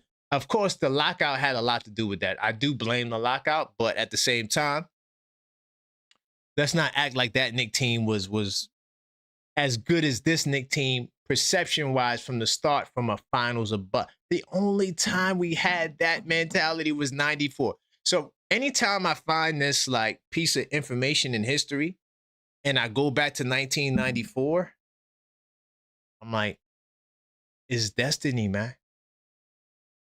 It is destiny. We're talking about 32 years to manifest to where we are now. And it's a beautiful thing. But home court advantage, I think, is a major key throughout the playoffs. If we get home court advantage in the Eastern Conference Finals, I don't want to say it seals the deal, but it does seal the deal.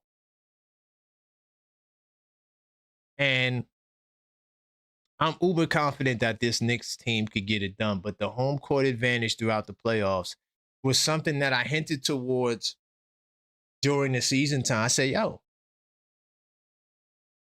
Boston, I wanted to get the number 2 seed. So my thoughts was on the number 2 seed, but I was like, yo, Detroit ain't making it to the Eastern Conference. So in the back of my mind, I thought that if we got that number 2 seed, the Detroit Pistons would not be in the Eastern Conference Finals.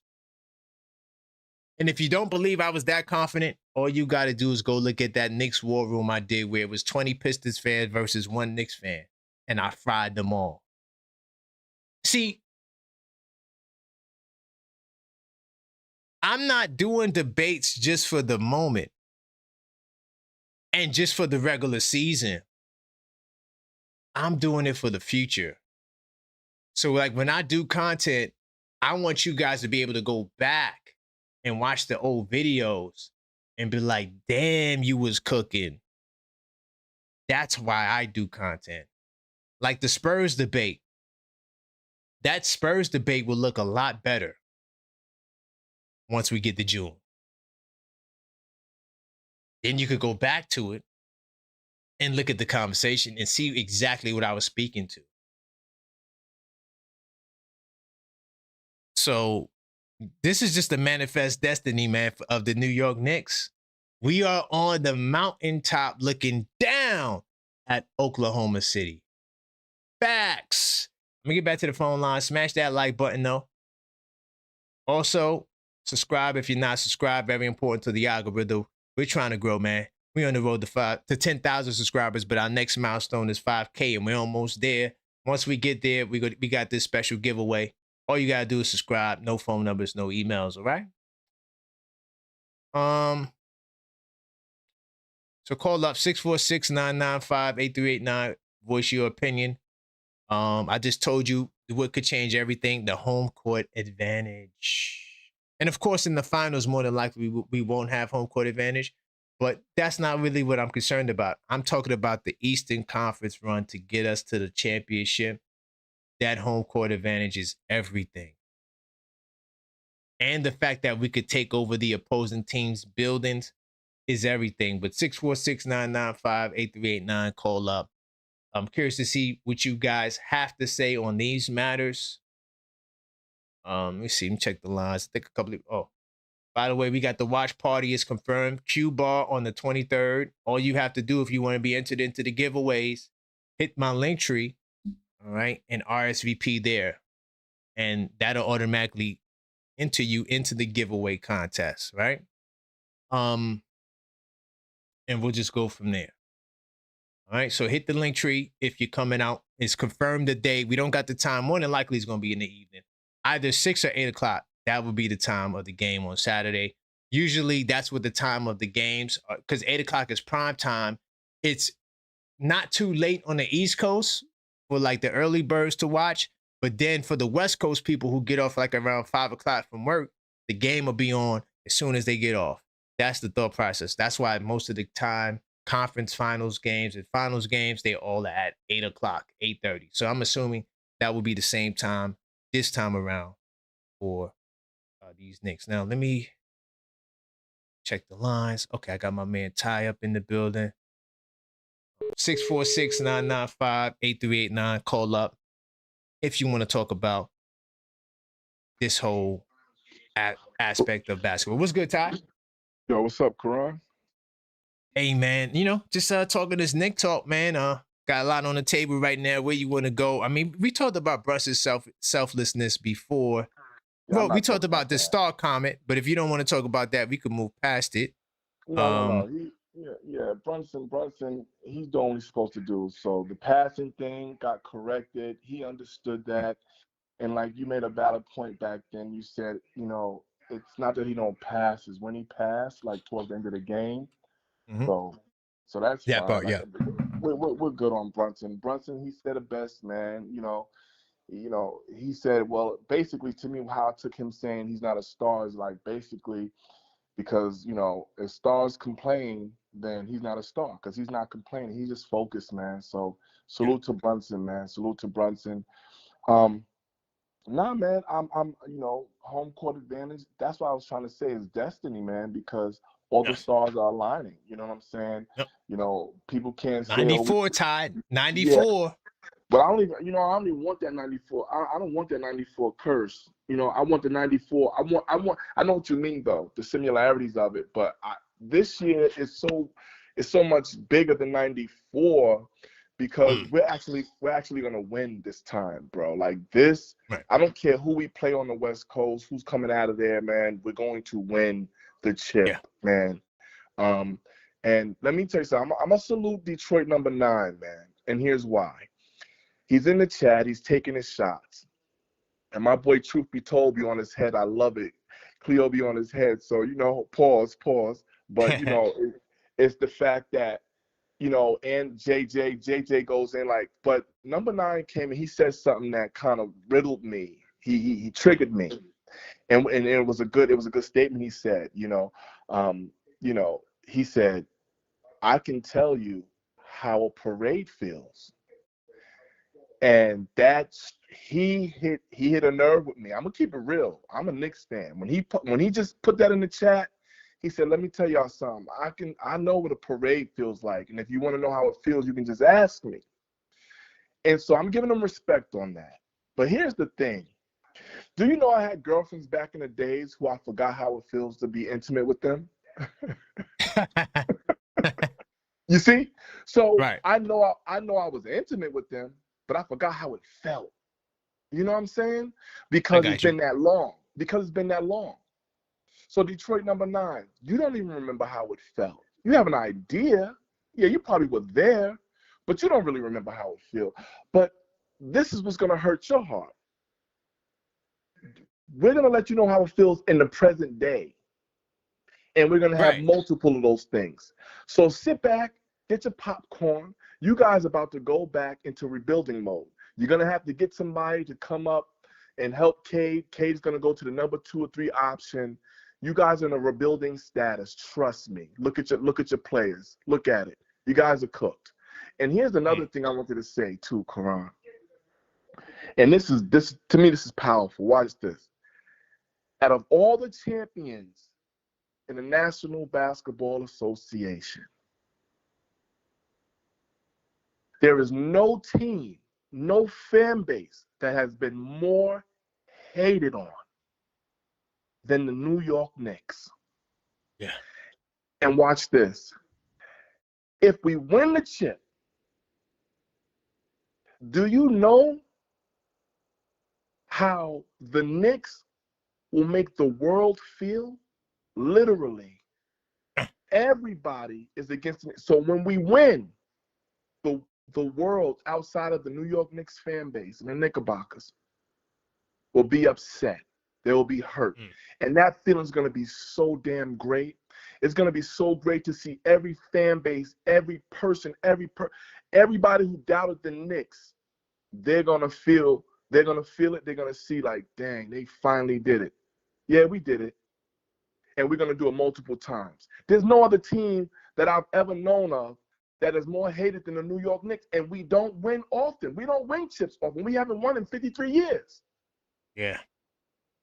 So for us to win this year and next year, because I know we're gonna win multiple championships. So we have a championship DNA. We have a front office that's championship ready. They put together a whole championship roster that's gonna propel us for the next few years. So the Knicks, man, Knicks versus the world, man. Everybody hating on us, and that's gonna feel so good when we hoist that banner in our parade. Detroit, y'all had a parade. Can you imagine having a parade in the greatest melting pot in the world? Oh my God! We're gonna make your parade look like a street fair, a little carnival. You know, a little yeah. You know what I'm saying? A little traveling. Yeah, we circus, going there. You know what I mean? Yeah, because can you imagine every borough, every suburb in New York City? Are you kidding me? It might be the biggest parade ever. Ever. So sit back, relax, catch a contact, sip your cognac, and let's all watch these Knicks get this chip. That's a fact. Man. That's a fact. That's a fact. So, yeah, I like I said, Detroit, you're a brave man. You got some heart over there, but I know you talked about Michael Jackson easing on down the road. You might have to ease on down 8 Mile Road, fam, because you guys are done. Eat my spaghetti, sit back, fam, throw up on your shirt when we win the chip. Yo, he's in the queue, right? I'm gonna call him next, number 9. He's in the queue. I know, I see him. But I had to give He's him in the credit queue. because he struck me. When he put that, I was like, dang, he went low. So, but that's not a hardcore line. Like, we talking about 2026, yo. You gotta go back 22 years, dog. That's like what I said. that lose. Like, now, if he would have won it in 2022, right, or 2024, right. okay, now we talk. Now we Right. talk. But he got to go back 22, 24, 23 years. 2 decades, fam. He got to stop. Come on. 2 he got to stop. He got to stop. Because when we were in the 90s, right, that's what they told us. They said, yo, we got to go back 20 years before we got to last. They in the same position we was in, and they want to talk about us. Right, fam. But come on, that don't work on me, dog. Because look, man, I go back a little bit. So I know with the context of things, dog. I don't care about your championship, dog. We don't. Listen, right now, y'all still can't crack. You can't get over the hump. You got lucky with Orlando. Okay, so that's a nice segue because look, this was their best opportunity, fam. The number one seed. Everybody had to come to Detroit, but too bad they gave the arena to other teams. Yep. In both series. Both series. We're not doing that. We're not in that. We're not doing that. We are the greatest fan base on the planet. We rep our team, win, lose, we don't care. And this is why we're talking the talk. We're talking because we felt what it felt like to be down all these years. So bingo. We don't, you don't have to pardon us, but pardon us because we're gonna gloat. We're gonna be. Oh, don't let us win, Ty. Don't let us win. Fam, Karan, can you imagine? I'm gonna be so arrogant. We have to be. We have to be. We're a prideful fan base. Of course, we're gonna talk prideful and proud. That's New Yorkers. But at the end of the day, when that melting pot is boiling because the Knicks won, man, the cup gonna run over, fam. Listen, we're gonna have fans now. Fans gonna pop out of Detroit, pop out of Atlanta, pop out. Fans gonna be. I was always a Knicks fan. Because that's how deep the melting pot really runs. We got fans everywhere. Come on, I'm about to piss off my boy. He's a Knick hater, right? I'm going to text him right after this show. I say, yo, when we win this championship, what are you going to say about the Knicks? Because you used to be a Knicks fan, but you left because we were losing. So what do you got to say now? Fam, he's not going to be able to say nothing. He's going to just give you a hug. He's going to be like, yo, my bad. He's just going to give you a hug. Fam. Listen, sometimes when you hate so much, you just got to come and just be like, man, I'm sorry. You know what I'm saying? Like, you got to, I'm sorry. He's going to give you a hug, fam. Can you imagine? LA going to be torn. Man. You know how many New Yorkers out here in LA? A lot of them, listen, LA going to, listen, when New York win, a lot of fan base is going to get exposed. You're going to start seeing people wearing New York Knicks jerseys everywhere because they're hiding. See, people got tired of suffering. So they went with teams that was winning at the time. Like, okay, I like them. I like Golden State. Soon as the Knicks win, all of them coming back home. Back on a Knicks fan. Knicks hats, we gonna make them jerseys. But we're going to make them come back home, but we're going to have them walk through the woods. We're going to let them take the scenic route. Walk through the woods because you were spooky as hell. Spooky in the goddamn woods. Walk through the woods in Central Park and come on back home. You'll be all right. Get out of here, 100%. Man. But, yo, salute, man. Salute, man. Big time. Man. Salute. Knicks, stand up, y'all. Let's go. Let's go. It's my man, Ty, OKF Nation Plus. No clock status. Let me get my man number 9 in here. Listen, I got one of them things on me. Yo, you get up in here, number 9, I'm letting you know. Better be easy, son. Better be easy. Let's see what number 9 got to say, man. Hopefully he answers. Don't run now, number 9. Don't run now. Yo. What's good, man? I thought you was gonna answer, man. What's up? Oh no, I'm in the building. I'm in the building. So why are you here, man? And shouldn't you be in the back crying because your team is down? No, Why never are you that, here? because it's going to be so much sweeter the fact that this team came down from 3-1 to win. Now we about to come back from 3-2 to win, and Oh, then get it's God. a perfect segue into the Eastern Conference Finals where the Knicks got to come to Detroit for those first 2 games. You It's know that's not perfect. It's happening. a perfect setting. It's a perfect setting for us because now we're back in the underdog position. And I love being an underdog. Just like Jalen Brunson, when they asked him about being a star, he know he a star. But see, it's better to say I'm not a Okay. star. Now that takes the pressure off of you. It's like LeBron when he claimed, "Oh, I ain't never played for no super team." Everybody and their mama know you played for super teams, LeBron. But it's easier to say that, and then they get the pressure off of you.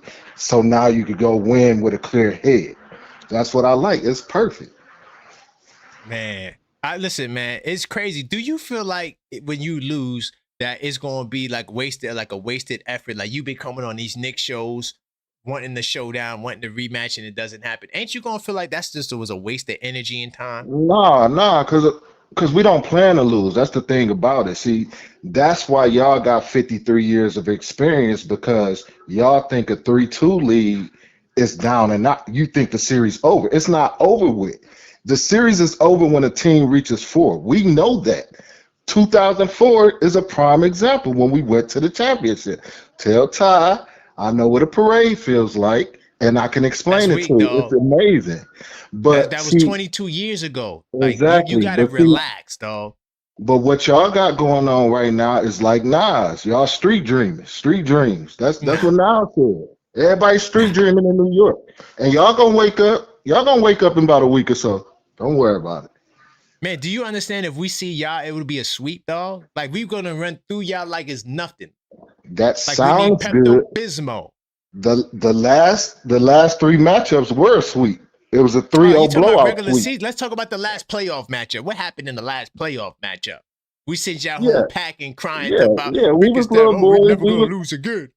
We was little pups. We had to we had to grow up, and this year we a 60-win team. We know what it feels like to be grown now. Now we the big dog. You still a pup, dog. You got a dude in Durant who can't give you a double to save his life, I'm not even right? about to defend him, so you Yeah, got it with that. yeah. There's This no dude, come defense for on. him.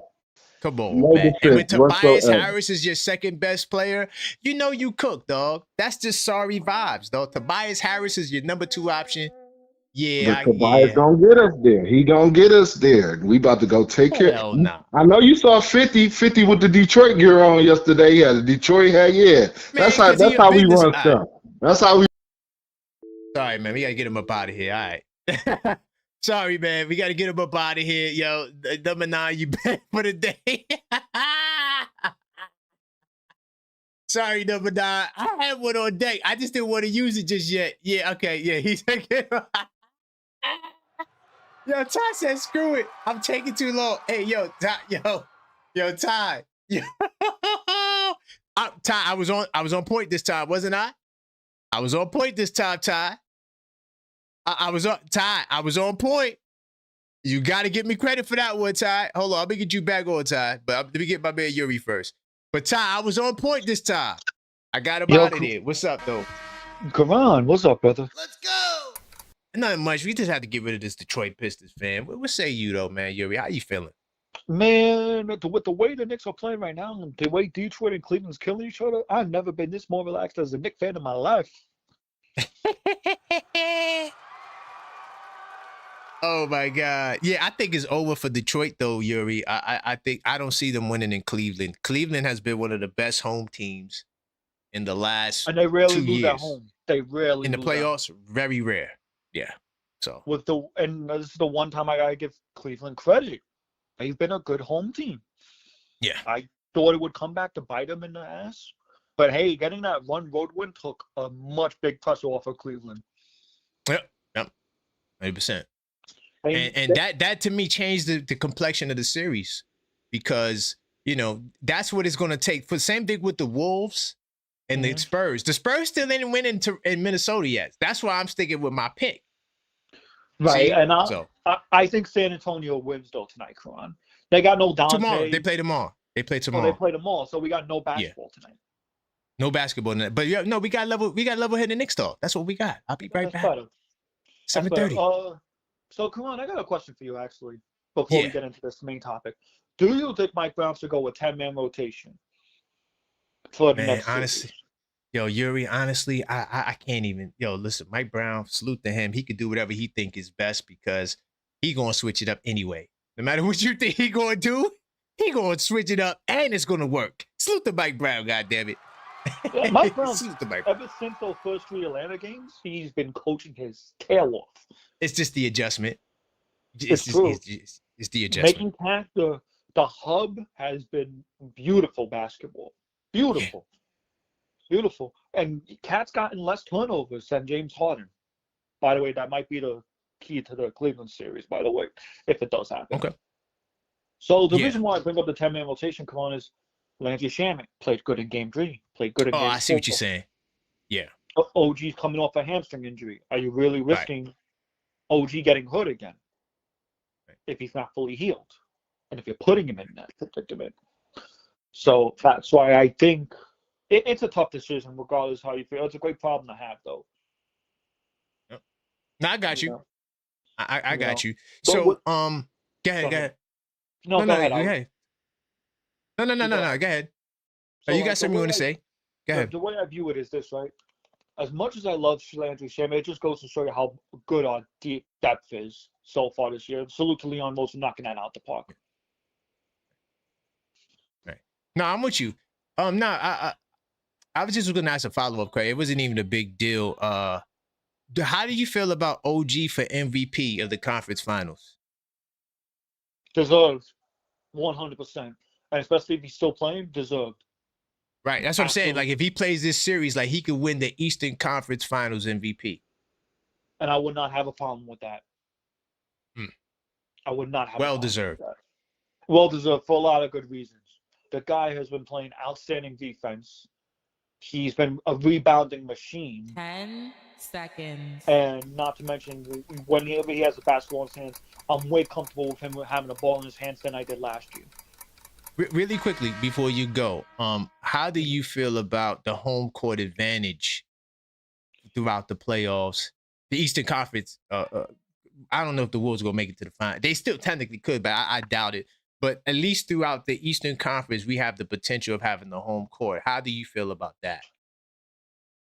Home court is a mixed bag for me in Okay. this case, because home court, when you think of home court, right, you would think, okay, you got home court, you're gonna get the calls, you're gonna get the, the fan support, you know what I mean? But the way I view it is that there's been a lot less home victories, you know what I mean, over the last few years. Right. You know what I Yes, mean? that's true. So I'm very That's iffy true. on having home court. But as long as the Knicks win game 1 in home court, I have no problem with it. I feel like Okay. game 1 is the tone setting for the series. And if you look at why we lost last year, we lost game 1. Right. Well, And look, we didn't. if we win game 1, more than likely we'll win game 2. And I'll talk about that for the game 2 keys. And we finally broke our game 2 curse, by the way. That's another thing. In a Right. series. In the Philly series, yep. So I appreciate you, Yuri, man. Great call, man. Big time salute. That's my man, Yuri. Let me see what Ty talking. Ty said, yo, screw it. You ain't using it. I was letting Lemonon rock a little bit because he wasn't trolling. That's the only reason why I personally let him rock. But Ty said he mentioned my name. He had to go. What's good, Ty? Yo, that's why I sent you that torpedo. I was like, I know. man, I just wanted to get a follow-up. I was on it, but Ty, the only reason why I let him live is because he wasn't trolling too crazy. No, he wasn't. So, He wasn't. So that's Only why. But what you said once he said your name, Yeah, I saw was like, it. he should have just left me out of it. Like, I didn't give him kudos for what he said. I said it triggered me. Right. He's delusional, fam. He's like, delusion. He think I gave him props. I said, no, bro. Listen, you don't remember that feeling. See, he's not paying attention to what I said. He don't remember that feeling. He triggered me. No. So Right. I'm like, yo, listen, that was 2 decades ago, bro. 2 Right. decades ago, fam. Mhm. So You don't remember that. 2+ decades. Right. You don't remember that.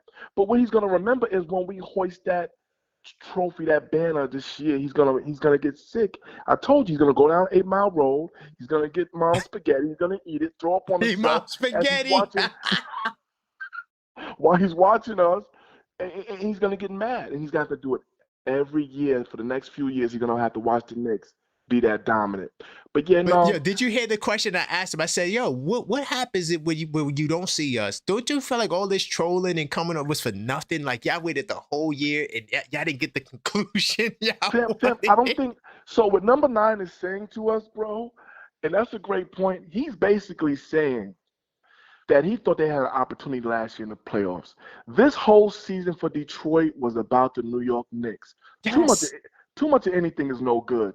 You focused on us too much. Even your coaching staff, even you guys, your fan base, y'all focused on us too much. That's why y'all missed the mark.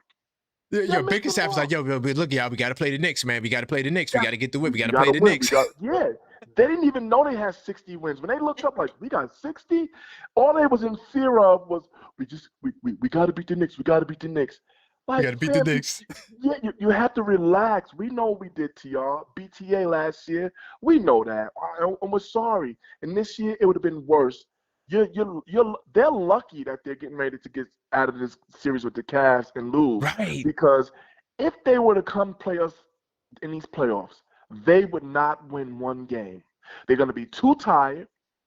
They're not going to know what plays that we have because they're too busy worrying about how the Cavs took them to 7 games or Orlando Tragic took them to 7 games. They're going to have old school tape on us from the beginning of the season. This is bad trolling. This is really bad. Like, he's embarrassing his fan base. If I was Detroit number 9, I would just come in and be like, "Yo, good luck, y'all. Y'all look all right." I would say things like that. But you're trying to come in, fam, you looking real bad out there, fam. You know, you got tread marks in your shoes because you're walking, chasing the Knicks. Y'all playing way too many games right now. Man, did you hear number 13 last night when he was talking about, "Man, I just need to get them MSG. We gotta go to the Garden. We gotta go." I was like, "Damn, this is serious." They all feel that way. They like, "Oh, no, y'all not." They try to compare themselves to it seems like every place that feels like they're tough, they feel like they're the concrete jungle, want to compare themselves to New York. I'm sorry, y'all not. We set the bar. We set it with fashion. We set it with music. We set it with everything, style, charisma. We set it with everything. And now we about to reset it with basketball because when you come in our city, in our neighborhood, there's a basketball court on every corner. Yep. Every corner. We don't have broken down cars missing little pistons from the car and it can't run. You know what I'm saying? It's even like that upstate too. Like, that's a fact. Everywhere. That's a fact. Yeah. Everywhere. Anything that New York touches, fam, we take it over. And I'm telling you, Karan, I'm gonna say this again. When we win this year, so many fans from these other teams are gonna come out the closet and start wearing the Knicks Brunson's jersey, Karl Anthony Towns. I'm just wearing this for fashion. I believed them. I believed in them when he was in college. All this stuff gonna start coming out the woodwork. I ain't gonna lie, I like that Brunson, man. I like him. Yeah, bro. He better than Steph. They're gonna be capping and everything. They're gonna be saying anything because he won. What have you done for me lately? Oh man. Yeah. That's true. Yeah, they're gonna do that, man. They're gonna do that, man. And your boy, you made a point with your boy OG, fam. Yeah. I think OG is set to make an historic run to them. Because let me tell you about OG. OG, remember, see, I'm about to go a little deep for you. Not too deep. OG did not witness playing in them finals in Toronto. And if you're telling me he don't got a chip on his shoulder for that, if you're telling me this is his time to prove to everybody, I am telling y'all right, that's why he's playing the way he's playing. That's why he took it upon himself to get a trainer in the offseason to show him how to shoot, to help his footwork. Listen, OG, remember, everybody, Kawhi won that. They didn't even need OG. He heard all of that. And now it's his time. OG, I'm telling y'all right now, OG about to go off because he remember not playing over there in Toronto for them finals, and everybody written him off like, and that's why Toronto got rid of him. They felt like he was expendable. Yep. OG, remember, that's why he bombs on Toronto every time we play him. That's He's not a fact. playing with them. So listen, we ain't lose not one game to Toronto since he came here. since he came. Listen, he gonna make the world eat crow for this, fam. And Anobi's on a mission. Brunson, a second round pick, doubted even after he won 2 chips in college. They still doubted him. Dallas had the nerve to get rid of him. He's been disrespected. He don't want to even be called a star. He want to be called a champion. And I'd rather him be a champion than a star in my book for the Knicks. Bingo. You know what I'm saying? Bingo. I'm out of here, Karan. Yo, thank you, Ty. I appreciate the support, brother. Absolutely, family. Keep All that on right. deck, though. You got that torpedo on deck for somebody. I got another one. Yeah. No, Okay, listen. If they come in slipping and tripping, I'm getting them out of here. I'm not gonna say no more. I'm gonna leave it up to the chat. Long as they leave me listen. Anybody come up in here slipping, I'm getting them out of here, Ty. I got no patience, dog. You better talk basketball and don't be disrespectful at all. Don't be coming here with no slurs and I mean you can yeah, call we my go, name. but no, Prime that's not time, even a callback anymore. Listen, if they come in with slurs, that's not that has not no, that's not called. I'm just hanging up. That's it. That's a fact. It's over. And they'll know because you teach people how to respect you. You teach people how to treat you, man. You know what 100%. I'm saying? All right, bro. Yeah, we're not going for that. All right, Ty. Big time. Peace. Yeah, man. Yo, and by the way, like Ty just said too, Knick Nation, they liable to get you the hell up out of here. Even if I don't want to get you out of here, if they decide they want you to go, you gone. Big time salute to A-Pow Diaz. He says, don't forget every NBA player comes to New York City just to play in the Rucker. Hey, that's a fact. First off, every NBA player loves coming to the Garden, bro. That's why a lot of them be shining because they got to make sure they put on their A game when they come there. All the celebrities there. Think about it. The people you grew up watching, they there watching you. So now you want to put on the show. Like in Madison Square Garden and New York City, whether it's Rucker, no matter where you go, it's a phenomenal place, dog. And that energy, I'm telling y'all, if you haven't been to a game at Madison Square Garden, you need to go. I've been to the Garden. I haven't been to a game in a minute. But listen, y'all need to go. The energy is surreal. Like I go for the alumni events, right? That they have. I went to 2 years they did it. I think they only did it for 2 years. And yeah, last time I'm with my man Mellow Mike. Big time salute to Mellow Mike, yo. Always looking out. We had a great time. But the energy in the building is just fire, man. You just gotta be in Madison Square Garden to experience it, and there's nothing like it. So, yeah, you got to experience it at least once in your life. But big time salute to you at A-Pow Diaz. I do appreciate that. Before I get to I got a couple of more calls, but before I get there, I want to talk about, you know what? I might save that for tonight. Yeah, I saved that for tonight. The Knicks' favorite burden, I'll talk about that tonight because I'm coming back at 7:30. We got another show we about to do. So I'm going to keep the phone lines coming. By the way, I just want to let y'all know on the screen, you see the flyer on the side of me there. We having our first watch party of the playoffs. It's going down. Game 3 of the Eastern Conference Finals will be on Saturday, May 23rd. So if you want to come hang out, be a part of the giveaways, all you have to do is RSVP. That's it.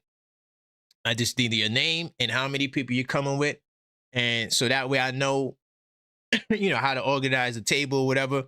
And we're going to have a great time. Q Bar is a nice spot. JJ, you know, he's going to be there. He'll tell you himself. He's been there. It's fire. You could play pool. There's food. There's drinks. There's music. It's going to be a great time. So, we hope to see you guys in the building. All right. May 23rd. Hit the link tree. The link is pinned in the chat. All right. And also, you could find it on the screen as well. Linktree/TheObjectiveFan. All right. Now, let me get back to the phone line. I'll save that other topic for tonight. The favorite burden. That's a good topic, man. These topics I got they very fire. Let me see. This is a first-time caller. Let's see if this may be an out-of-towner. Let's see. Continue to smash that like button as well. See if they answer. If I miss your call, I will call back. I know some of you guys may be at work, but I'll try my best. What's going on, caller? State your name. Where you calling from, family? Yo, this is Kev. Kev, okay. I'm from New York, but live in North Carolina now. All right. Big time salute to New York and North Carolina. There's a lot of New Yorkers in North Carolina, right? Oh, yeah, heavy. Yeah, I got family down there, too. But what's going on, family? Talk to me. Where we going today? I want to talk about number 9. Talking about, yeah, we love being underdogs. How that even sound? That sound crazy. As a number 1 seed, you like being an underdog. Yo, that's some sorry stuff, yo. I can't lie. That was some sorry ass stuff, yo. He took me aback. That was a terrible take, and I'm like, nah, this guy can't be serious right now. Right. That's why I didn't want to hang up on them, because I like frying them. I like to put them on the slow roast sometimes and just put them on the fire and just make them feel, silly. But, hey, at Knicks Nation, they go decide whether to get you the hell up out of here. So if they decide we don't want to hear no more, you got to go. Exactly. Oh. But yeah, few things, I ain't going to be long. Love the way our boys is playing, because, we getting this rest right now. OG healing up the hamstring and all that. 100%. Straight to the chip, y'all. Straight to the chip. Yeah. I'm coming up for the parade. I already let my job know. I was like, yo, when we win this chip, I'm going to need about 3 days off. Hold on, was that you? You said in the super chat saying that? Nah. Oh, that was somebody else. Somebody else said that. They said that the super chat talking about they already told their job, I'm going to the parade. I don't care what y'all said. I heard it earlier when you was on another call. Yeah, it's actually my first time calling. Big time salute, man. Welcome, man. I got your name and number saved. So when you call, I know who you are. Oh, yeah, for sure. Enjoy the show. Definitely going to be calling more. Yeah, 100%. I got your name and number locked in. So, whenever you're ready, we'll be here for you, family. All right, for sure. All right. Big time salute. Salute everybody. No doubt. Peace. All right, hold on. Let me get to my man Moses. Then I got my man OKF Nation plus Tugboat. No Clock Tugboat. What's good, Moses? Yo, what's going on, man? Hey, man, you see these other teams talking spicy. We getting a lot of hate. Man, let them hate, man. I do not care, bro. Right. They talk about later. I'm gonna show how we pay their bills. Later, I'm gonna show y'all how the Knicks are paying all of these other teams' bills. Watch. But anyway, what's up, though? watch later. Stop talking trash, bro. Like, don't be mad because we right now we just relaxing, like, right. Vacate, waiting for y'all. We just watching y'all fight to the death. Yeah, waiting for y'all to come face us. Like, man, right. we chilling right now. You know what I'm saying? So it don't really matter. Like, yo, we gonna get y'all, man. Like how many times we have to keep telling y'all this? Like, and guess who's chanting? Guess who's pushing up the Knicks? Stephen A. Like, yo, I know he's a joke. Man, come on, bro. You wasn't on the bus in the beginning, Stephen A. Get out of here. No, he was on the bus, but then we lost to Detroit, and then it became, we're not gonna make it to the finals. No, it's not happening. Not going to the finals. How many times, bro? How many times these people don't realize, like, yo, regular season and postseason is two different things, man. How many times I've been saying that for the last 3 years, Moses. Bro, how many times how many times this been said, man? Like, okay, 3 years. Cool, y'all beat us. Okay, cool. It's not just you. I'm hearing a lot of people saying this. Like, yo, in the regular season, y'all beat us. Okay, cool. But when the postseason came, look what happened. Smoked. Perfect example, last year, Boston swept us in the regular season.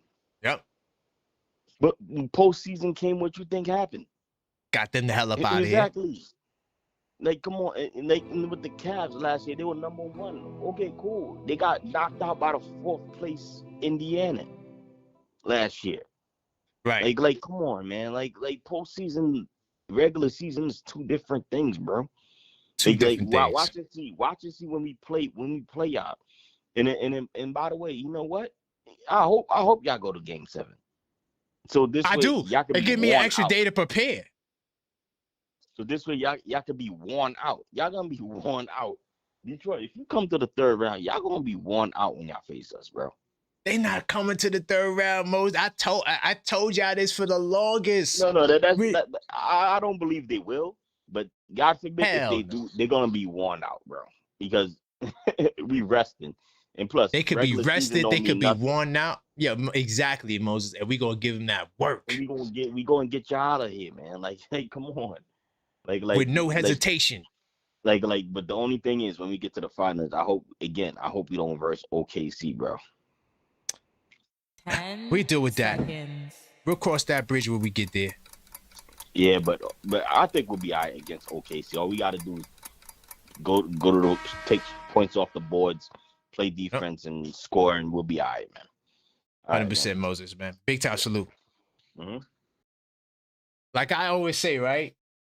I say we on the mountaintop looking down at OKC. So when I look at all these other teams, I dropped the clip from the fanathon we did, right? And one of the things I said was, if this is Street Fighter, we're in Bison or Ryu.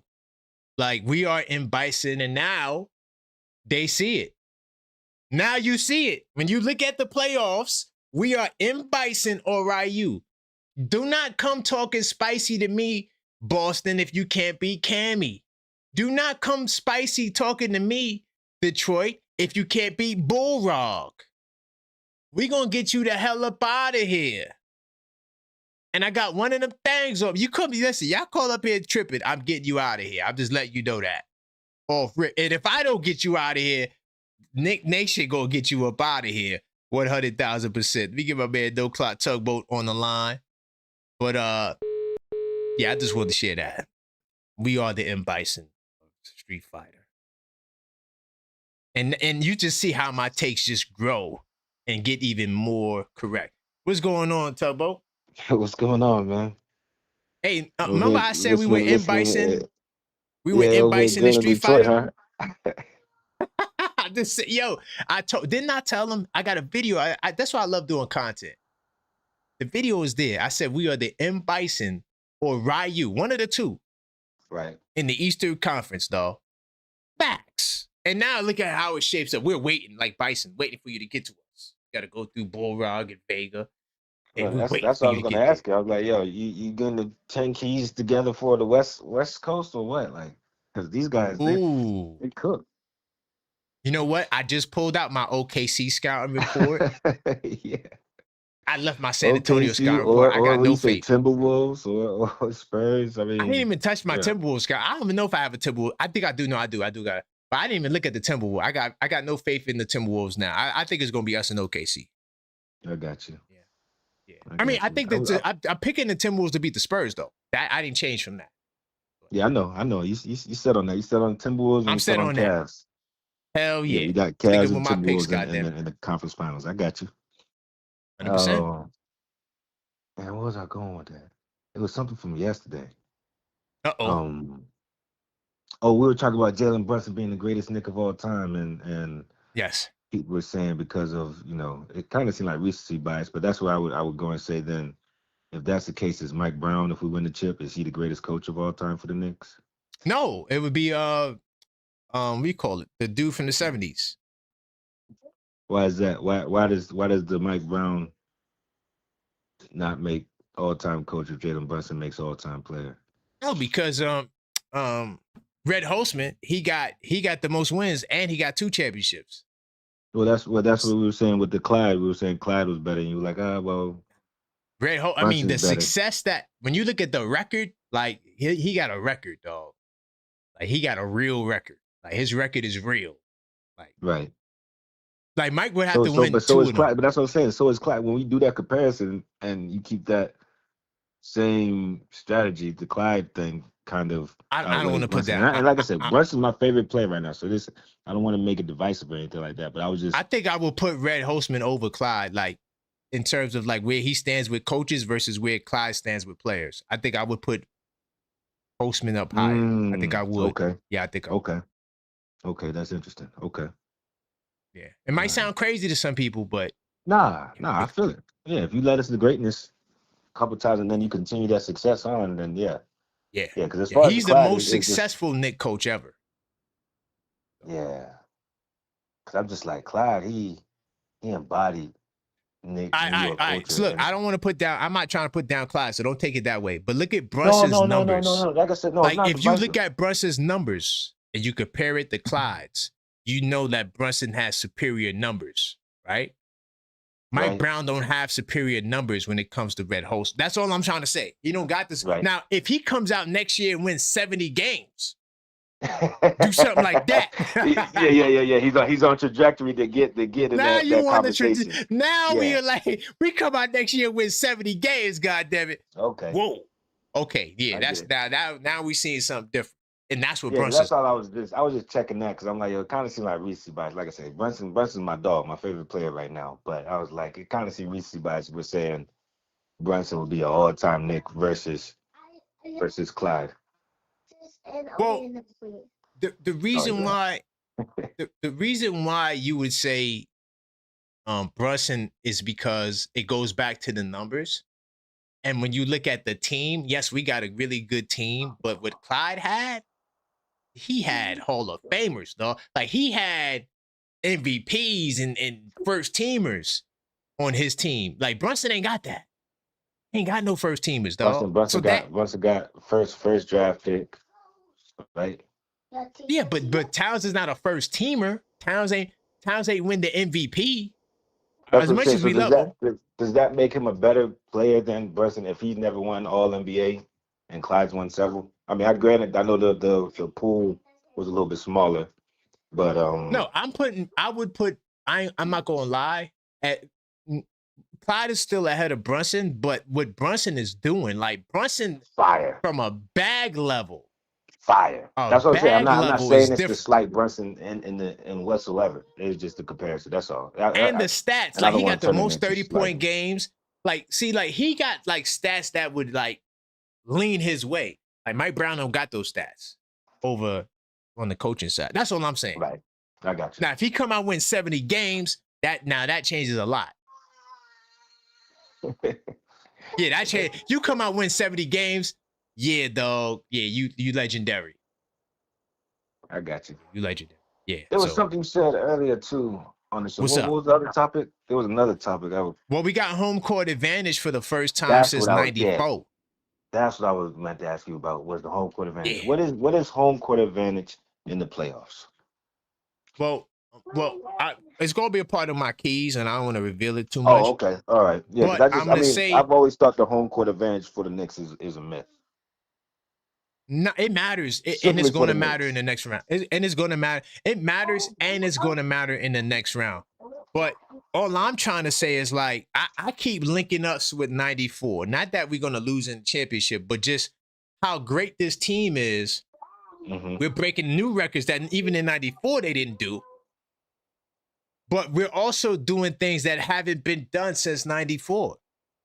Like, I know you're a lot younger. You're not a lot younger. But you're younger than me. So you probably don't remember the 94. Right. So you don't have no recollection of that, but I'm keeping it real. That 94 is the last time we felt like finals or bust.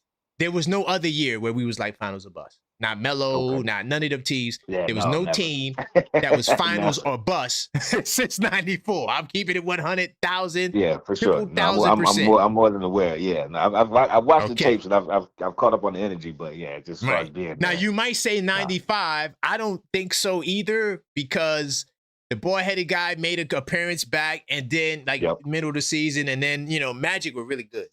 The Magic were super dominant.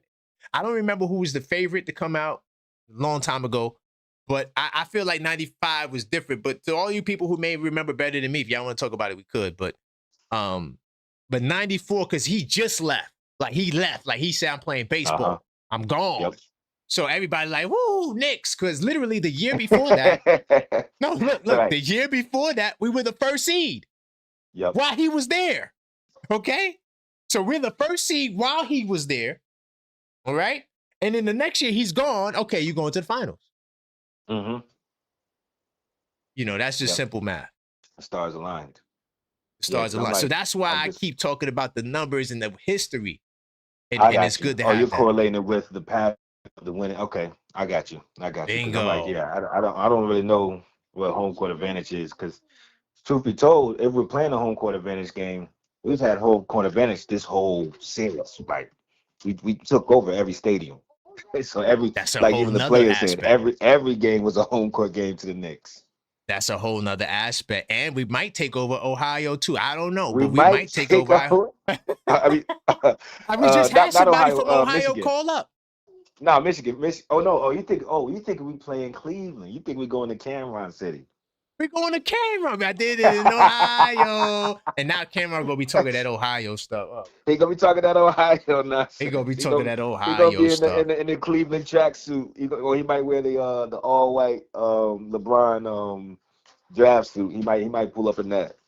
Yeah, look, salute to Cam and Mace. I don't got a hateful bone in my body. I love everyone getting paid talking sports. For sure. But we know who the hardcores, the real hardcores are versus the entertainment people. Let's just say it like that. The entertainment, we good on the mic, we got personality.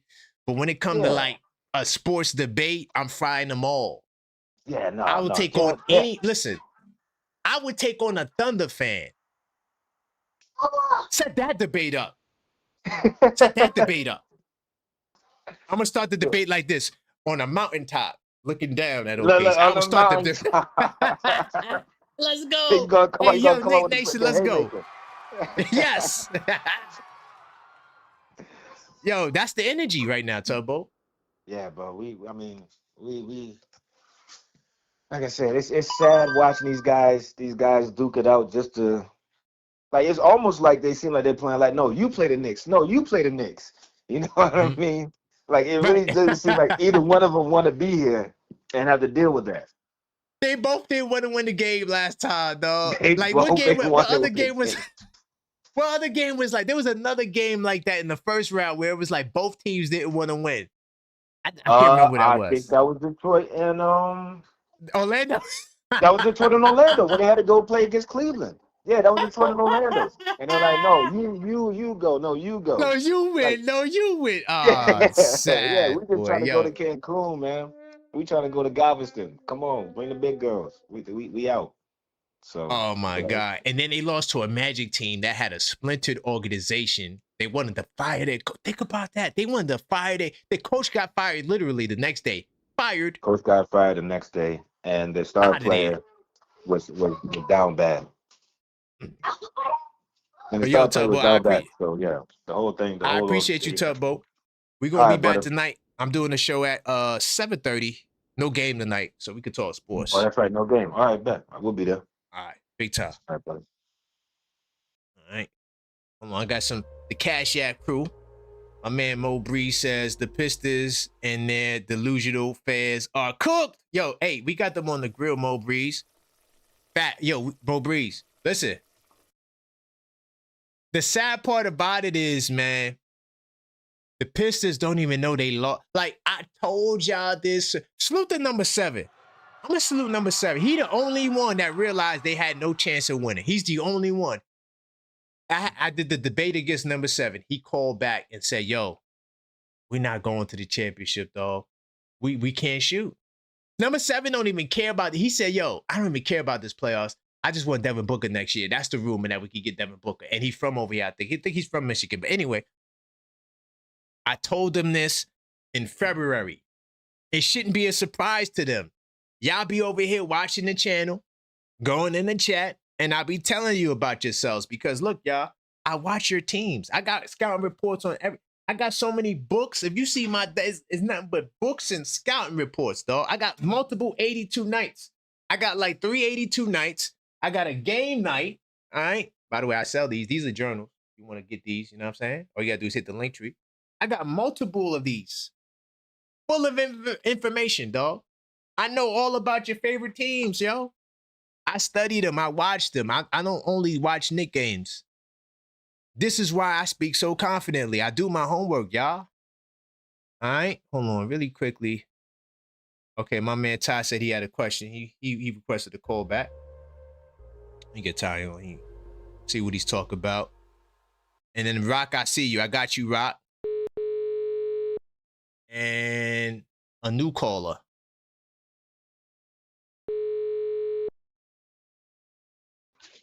What's good, Ty? Yo, Karan, question. You and Tugboat, that was fire. That was fire. Cause Tugboat, I know what he was saying. Basically, we're that good. We don't need home court advantage. But I know what you were Right. saying too. It's nothing Yeah. like having the whole arena filled up with us. So, 100%. both of you guys are right. But here's the thing about the Brunson and Clyde, man. So I want to swap the two players. I want to put Brunson on Clyde's team back then, and I want to put Clyde on his team right now. What happens? Do we still win the two chips back then, and are we still facing the, what would Clyde do on his team right now? Currently I don't want to. constructed. I listen. I would never disrespect Walt Clyde. He's the greatest overall. I got to interview. No, it's not, I no, it's interviewed not his about this. college teammate, and I got to put that out. Yeah, no, But it's no disrespect. We can't disrespect Clyde. Clyde is our great. You know what I'm saying? But I can't gotta say this. Mhm. I gotta say this. Tugboat. I mean, a tugboat. Ty. Mm-hmm. Brunson would probably get 4 championships. I'm sorry. No, I'm sorry. I ask it because it's like, I know Clyde was great. I'm not taking nothing from Clyde, but We're not taking nothing from Clyde. Clyde is our great. He is our captain, literally. But Willis, that squad was just, no, no. Now, if that you bring squad, Clyde to the future, that's what I'm asking. Clyde right now on this team, are we still in this position? he gonna play defense though. No, Karan, you answer the question, sir. You gotta stop. I mean, it's just funny, but it's not funny about Clyde. We're not laughing at.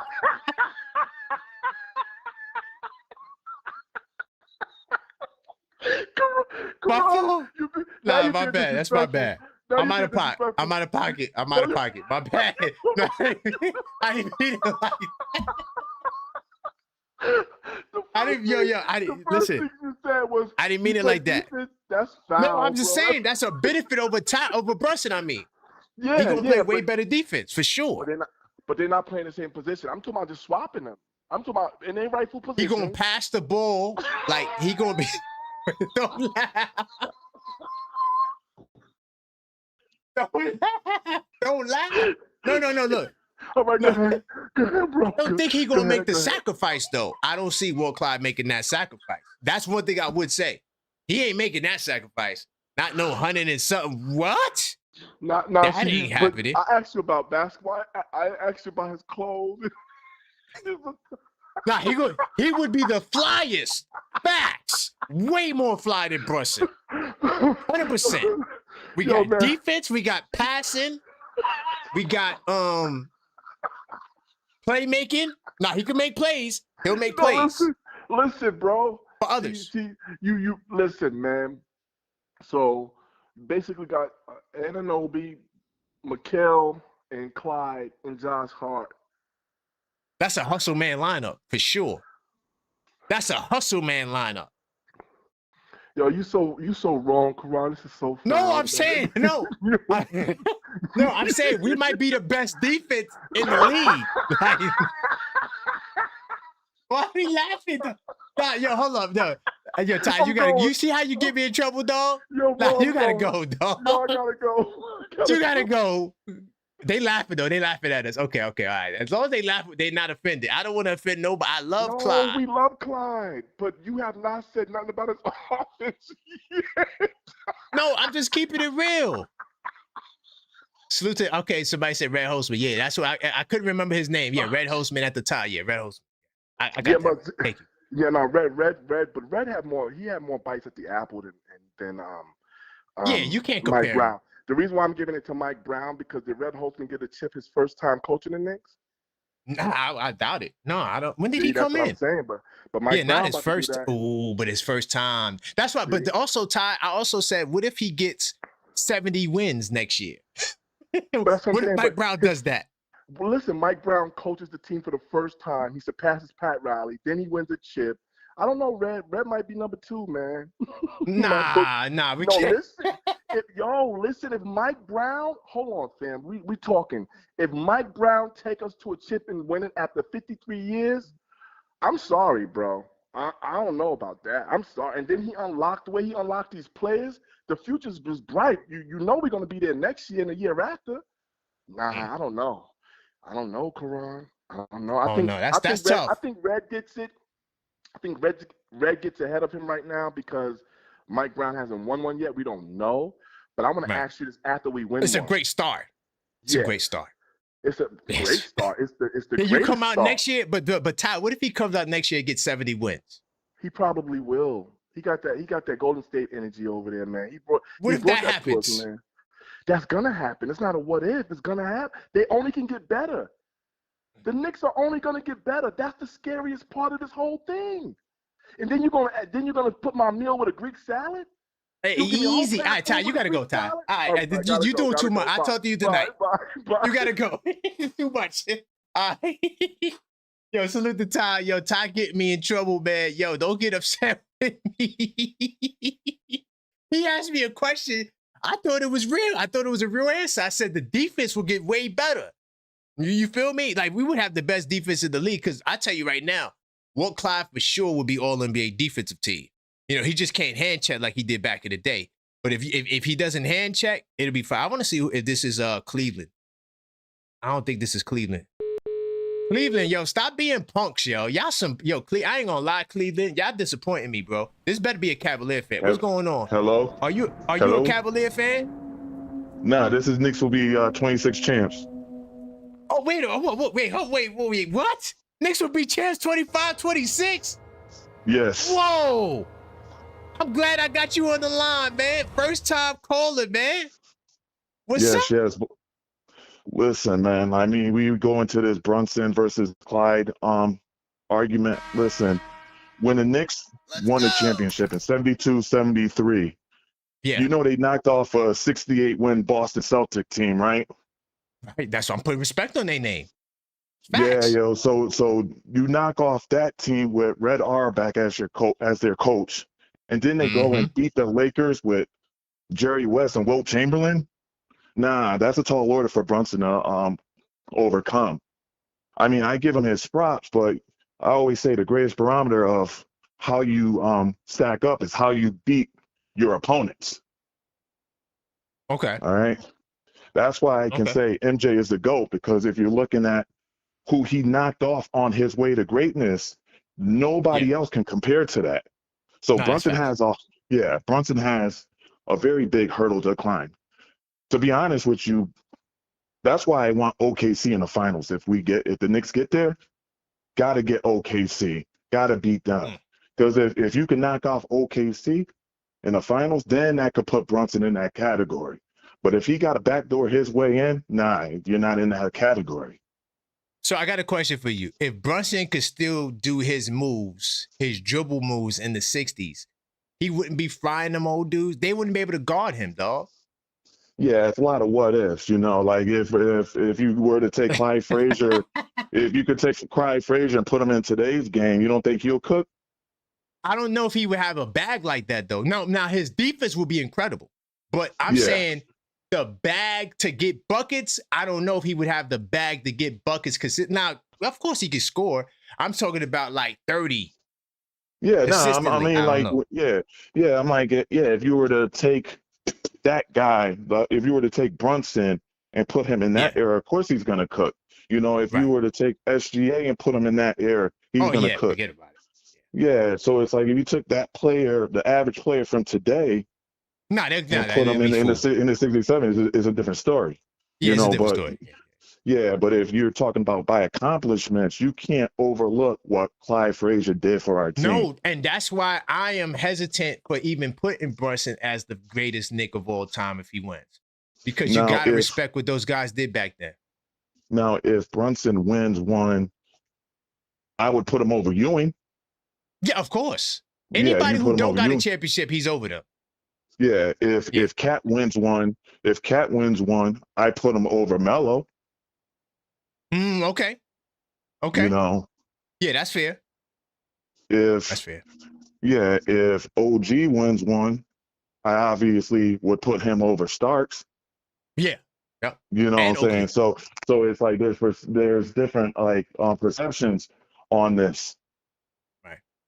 in my opinion, you know. But like this whole Cleveland, I mean, this whole Detroit hate that they have for New York, like they're not even rivals. They're not No. even our rivals. It's crazy. Like I go on the Cleveland chats, and you don't even see a Piston fan come on there. My best friend's a Cleveland Cavs fan, and you don't ever hear Piston fans come on there. They come to your channel, and we're not even division rivals. We don't even have a history of rivalry with these dudes. 10 Like I can see if Brooklyn Nets fans were popping up, but they're not even popping up. No. You know? Hell no. Nah, but overall, I don't think the Pistons are done. I think the Pistons are going to push it to 7, and then it's anybody's series. I would like that, to be honest. I don't have any faith in Cleveland being able to close that series out, even if it's on their home court. Cleveland is not even that good. They both are not even that good. I'm gonna keep it real. They both are not even that good. So it's a battle of who's gonna give it up. That's all it is. Pretty much. Who's that's all it is. That's all it is. Yeah. Nah, I'm just I'm looking at Cleveland. I'm looking at Detroit. It's a 5-game series. If either one of them, if either one of them face the Knicks, it's a 5-game series. But I want to bring up one interesting point too about second round sweeps. Do you remember the 2011 Dallas Mavericks? Yes. With Dirk and Jason Terry and Jason Kidd. Yep. They faced a team in the second round, the Lakers, who had won back-to-back titles. Guess what they did to them? They beat them. They swept them. That might be the greatest run ever. It was the greatest run ever. Yeah.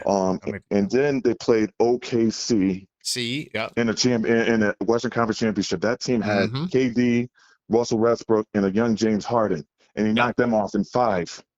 Yep. And then they turned around in the championship and knocked off the Miami and meet the Heat in 6. So and who they played in the first round too? Didn't they play somebody in the first round? They played Portland. Portland pushed them to 6. I think that team had Bonzi Wells on it.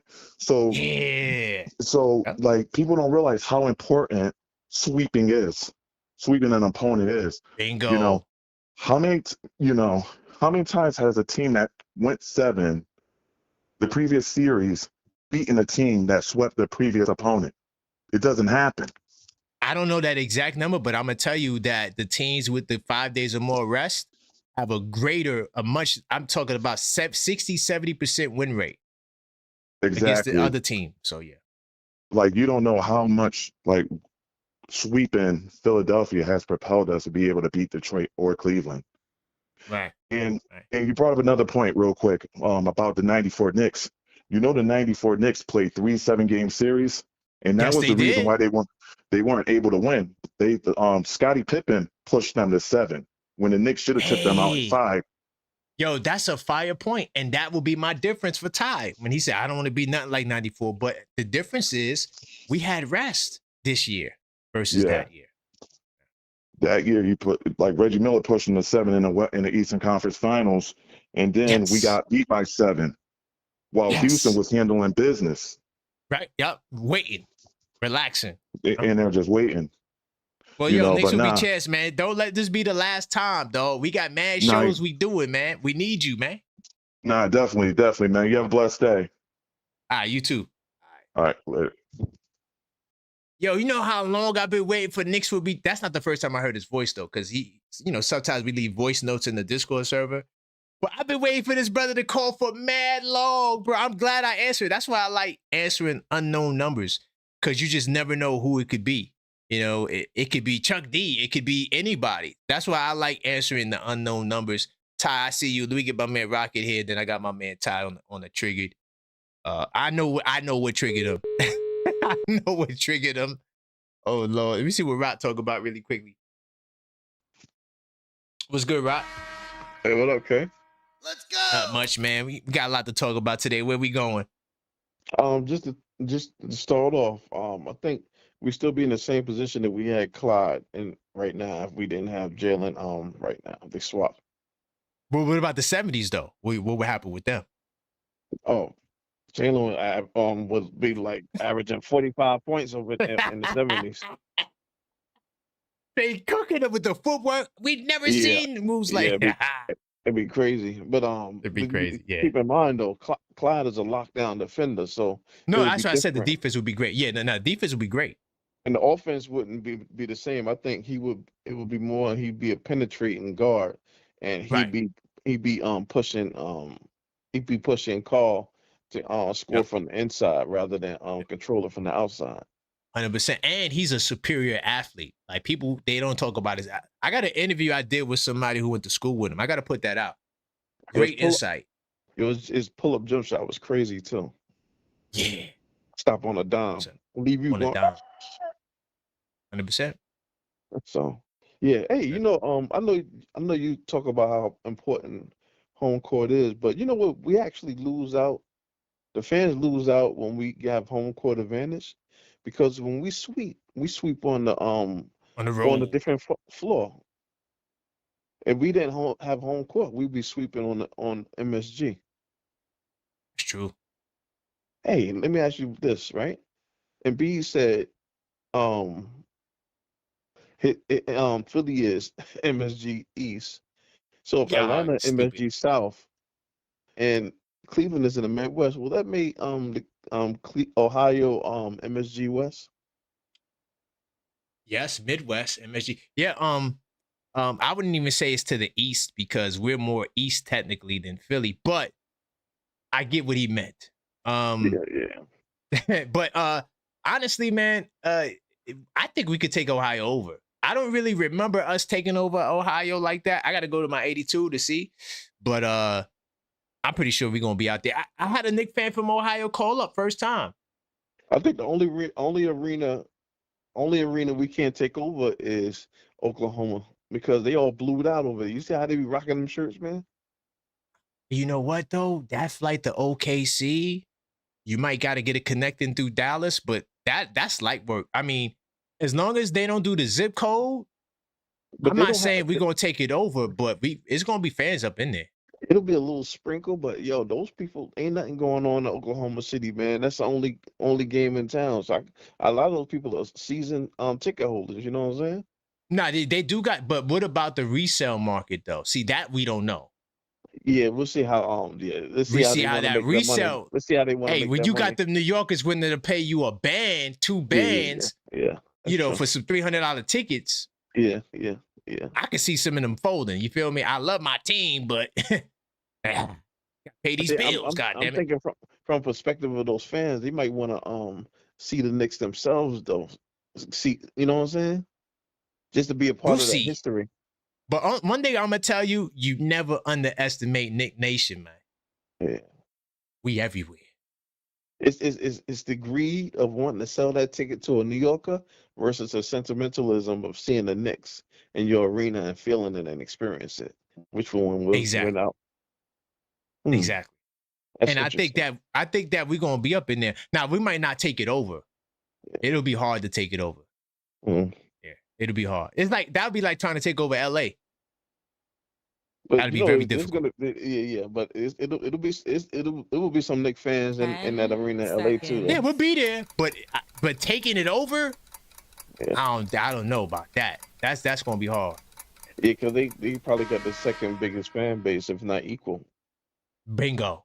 And they fans spend money. That's another difference. They're from the other teams.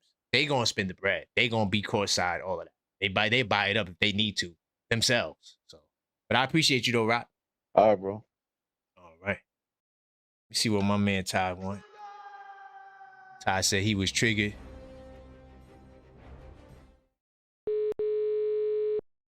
Smash that like button if you hadn't already. Very important to the algorithm. This is the Blue and Orange Brunch. I'm here twice a day, every day. So if you're not familiar, all you got to do is subscribe and get familiar. What's good, Ty? Yo, nah, man. So I think it was Knicks will be champs. Was it me? Was it me? It was both of y'all, man. But hold on, it's all good. It's all good, bro. Like, one, he misunderstood what I was saying. All I was saying was Brunson will get more out of playing with that team back in the day than Clyde will get with us right now. There's a lot of players that's like Clyde right now that's in this era. So you bring Clyde up here, yeah, like Rock just said, he's gonna have to be able to shoot that stop on a dime jump shot, because the players are, they're a little bit more advanced, a little bit more athletic than back then. But if you take this Jalen Brunson and place him back there, I'm with you. I think we'll win at least 4 chips back in those days. I think we'll get 4. Yeah. Now, the statement for the 1994, I'm saying I don't want that outcome. You get what I'm saying? Right. I don't want the No, outcome. but I'm glad he gave the history of the difference, though. Like, they didn't have no rest. We have the rest and the home court. No, I'm glad we got the rest. That's what championships. Angie said it the other day. Like, that's what champions do. They sweep. They get you done in 5. You know what I'm saying? And you get the rest. To prepare. So that's what I'm agreeing. I'm just not agreement with the damn outcome, bro. The outcome of 94 hurt my heart, let me down. That's why I said I don't want to. I understand 94. I get it. But nah, I like where we at right now. I don't want to compare this team to nobody. So could I claim my reference up? Like, so I'm saying the path to the finals through home court. The last time we did it was 94. Not that the finals have to go that way. I'm just saying to get to the finals, we had the home court throughout. Yes, sir. And now we could take advantage. And I think the home court is going to be important in the next round. I'm going to talk about that on the 10 Key show because I don't want them stealing my stuff. Right. Okay, no, I agree, man. I agree. I just, what I'm saying, I wanted to clear that up. But real quick, OKC, they're not gonna let us in there, bro. They're not letting us in. They never have. They never. You will not see us. You will not see us sitting near the floor out there unless. But like I said to you before, unless the Knicks make it to the finals, a lot of those fans that's in OKC, because remember OKC is almost an expansion team, only a few years born. Yep. So when you look at that, there's probably some Knicks fans out there that's really Knicks fans, but they're rooting for OKC because they live out there. So that's the only way I think that's going to happen because, like I said, or in the surrounding area too, like Dallas and all of that. Absolutely, because the Knicks are everywhere. And LA will be divided, bro. I'm out here. LA will be divided. When the Knicks play in the LA, building, when Knicks play LA, we're in the building, bro. We are in the building. Oh, okay. I'm there. I work for the organization. We are in the building. We are in the building. So you saying that it would be more Knicks in LA than in Oklahoma City? That's a fact. 100%. Okay. That's a fact. Okay. That's a fact. We are out here. We are out. Like, listen, we might be comparable. We're not comparable to Atlanta as far as the Knicks being in Atlanta because that's basically New York's second home. But as far as the migration, there's a lot of New Yorkers here in California, man, in LA, man. And when the Knicks play LA, we are here. We are here. I've been to so many games because, like I said, I work player personnel, so I work with some of the players out there, and I'm telling you right now, we are there, bro. You see. So what about but what about the finals though? You don't think the LA fans in the finals? No. Now, if you ask me about the Dodgers, Yankees ain't getting in there. If you ask me about you know what I'm saying, the Dodgers. That's what I'm saying. They love their Lakers. They love their Lakers. Let's be clear. But you got to remember, LA is already divided with the Clippers and the Lakers, so they already got that. No, I get that part, but Ty, listen to what I'm saying. You remember, you got the Lakers with Luka, and they trying to win a championship. You think the Laker fan, they gonna be out there? I don't know about that one. No. Because remember, the Lakers been kind of mid, so that's why you could get in there now. But when they get the first seed, I don't know. But see, that's what I'm saying to you. When the fandom is fandom. The reason why Dolan was the way he was is because what? In Detroit number 9, you're drunk, you're inept. Go somewhere under a rock, man, and hide. Oh, he's upset because you hung up on him. We got him up out of there. I hit him with a torpedo. That was my job. You said my name. Stop it. Don't say my name, man. But listen, at the end of the day, fam, when you're talking about Dolan, you know why Dolan was he was like a big baby, the way he was behaving all these years is because he knew we were short regardless because of our fandom for New York. That's LA. LA, no matter they up or down, them fans are gonna show up. You're gonna see all the celebrities at courtside. You're gonna see But I am trying to tell you, most celebrities here are from out of town. I got you. Most celebrities so it's still gonna be New York in there. I got you. I promise you, bro. I'm witnessing it live. I'm witnessing. So at the end of the day, in the beginning of tomorrow, the Knicks we gonna be in LA if we had to be in LA. And there was one more other point that you guys had made. I wanted to tap on, man. Go ahead. Real quick. Shit. Excuse me. When you guys were talking about I'm done. Was it the Brunson thing? It was the Brunson thing. It was really important, bro. I forgot because I was like, oh man. All time, Brunson all time.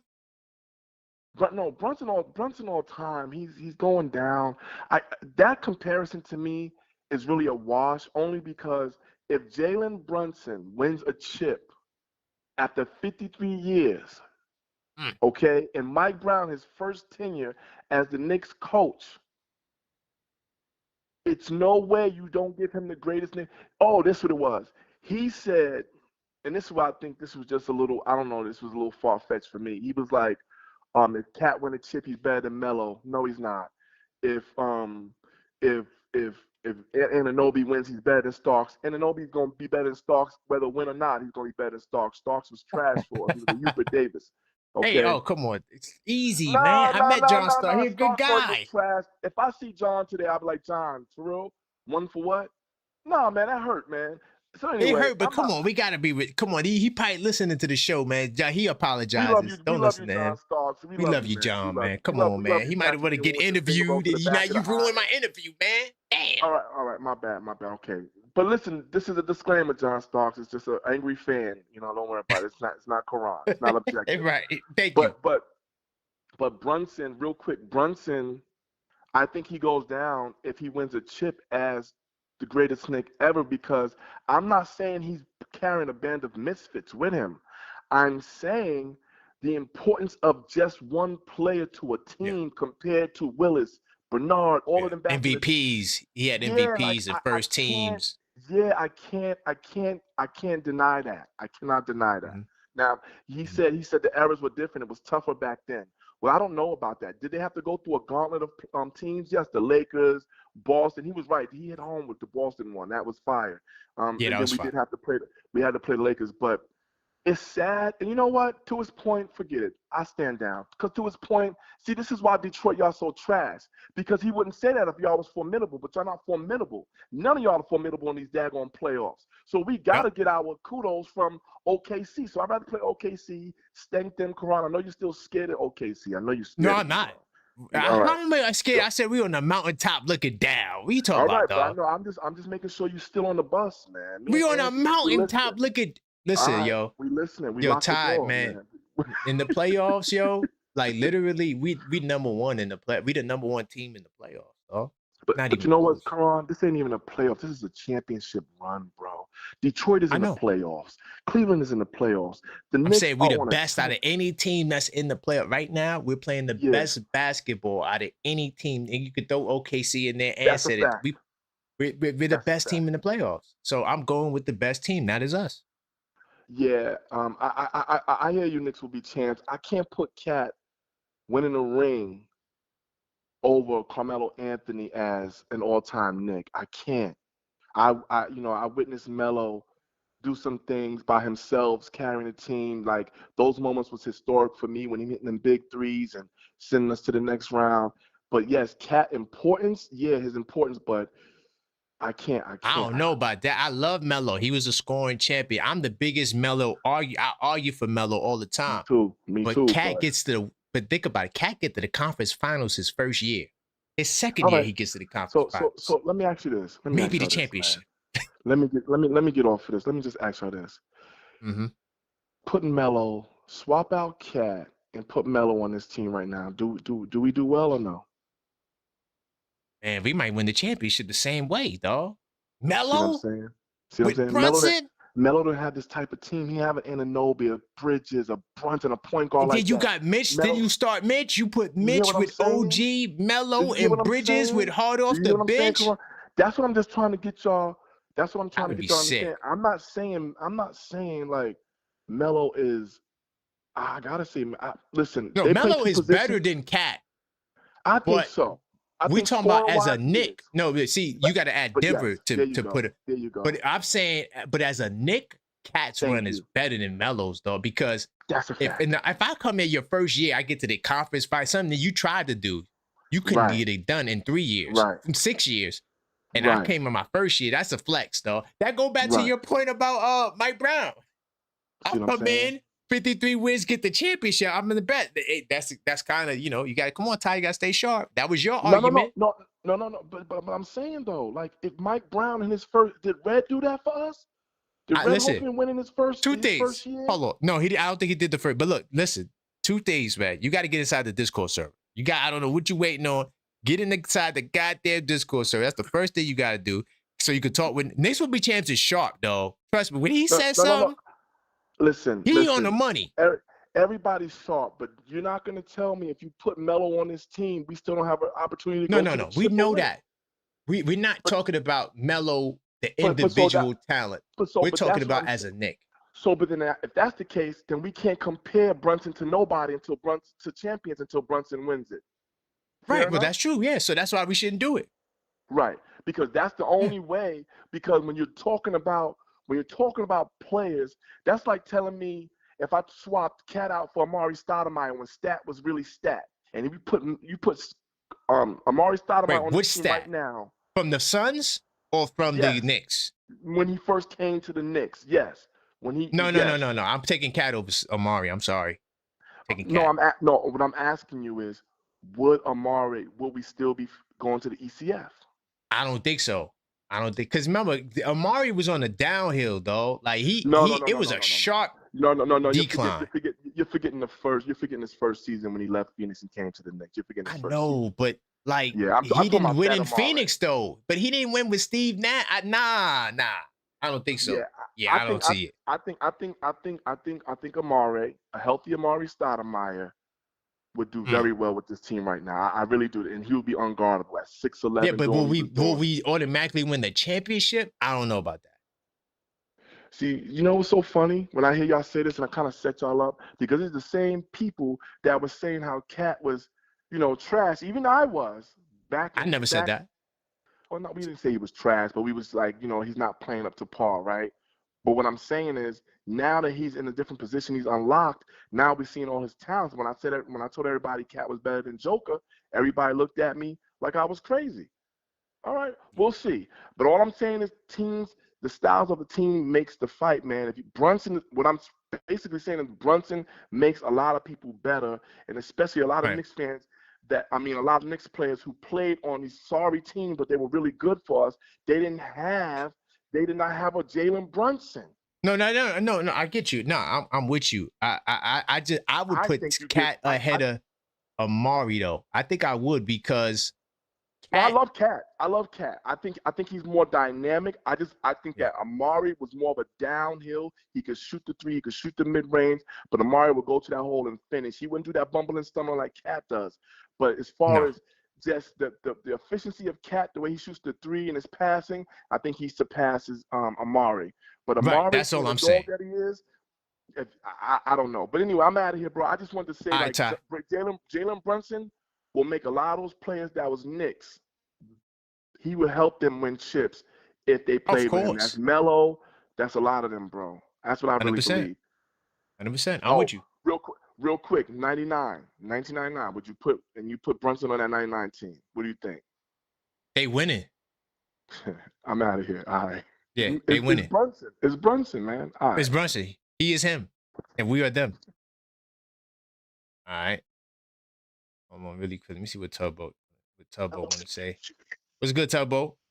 What's happening, man? Tired talking crazy right now, bro. Uh-oh. I try to save him. He keep triggering to come back. That's my guy, too, man. Ty, my guy. Bro. Oh, man. What about Ty? I'm just, no, we're not even going to do that because I don't want it to be the battle of the call. Okay. I just want to ask a simple question. Because he going to call back. You know that. Whose jersey gets hung in the rafters after this? If there's a choice of just one jersey, just after this era of these Knicks, whose jersey is gonna be hung in the rafters? If it's only one, I'm going with Brunson. There's only one, I'm going with Brunson. Is it only one? Because we had Clyde and Willis. Both of theirs in the rafters. It could be the big four. It could be the big five. It could be the starting five. Honestly, I think that if the starting five, I wouldn't be surprised if they put all five of them up there. I'm keeping it real. For sure. And will Melos be up there with them? Oh, damn. Why you have to go there? Because that's what we're talking about. We that's ain't deep, that man. Melo's my guy. And shout out to Melo Mike. But Nah, bro. You put it to Mellow Mike. He had nothing to do Yeah. with that. No, shout out to Mellow Mike, because anytime we say Mellow, we gotta shout out Mellow Mike. So yeah, shout out to Yeah, Mellow I Mike. got you. Yeah, salute to Mellow But Mike. we Right. we ain't putting Carmelo Anthony jersey in the rafters, bro. It ain't happening. Okay. It ain't deserved. I think it should go there, but it's not going up there. I'm not going to argue that it's going up there, but I do think it should be up there. You but think it's you not. think first round playoff exits consecutively deserves it? Whether it's just bad timing or not. I mean, I know it was bad timing with the Phil Jackson and all that, and he had ultimate potential to take us further. But the reality of it is, if you want to look at this, I said look at the 82 nights of his career with the Knicks. I wish we had it. Oh man. Yeah. Because it's nah. And then if Melo was on his team now, who's gonna pass OG the ball?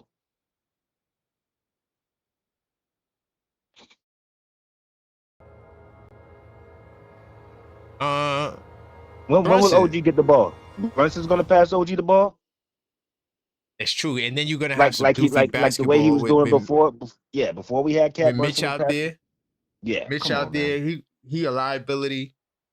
Nah, bro. I love Melo, but nah, bro.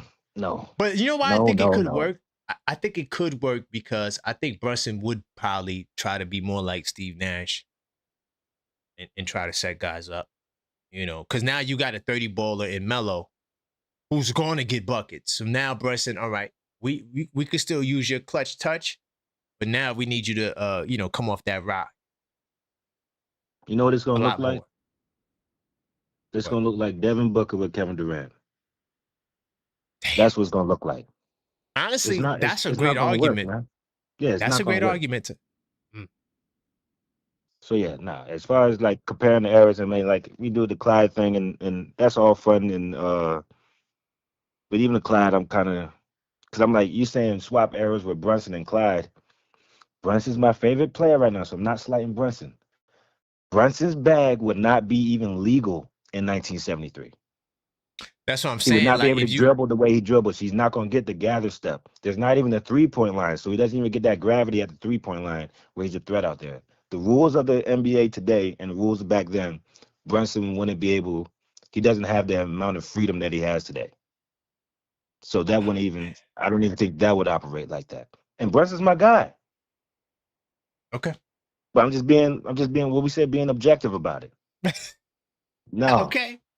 Melo jersey ain't going in the rafters. Brunson's jersey's going in the rafters. Cat jersey like you said, the starting five may go in the rafters. I think they would put if we all win the they all going up there. 100%. Put Leon's jerseys in the rafters. Leon gonna go up there, and Mike Brown. Yeah, put Mike Brown up there. If this becomes a whole era and what they call a whole dynasty, yeah, everybody deserves they because also too, Tubbo, we could win it again. For sure. And we'll see how that goes. We'll talk about that in the offseason, how we're gonna do that. But yeah, let's get this chip now.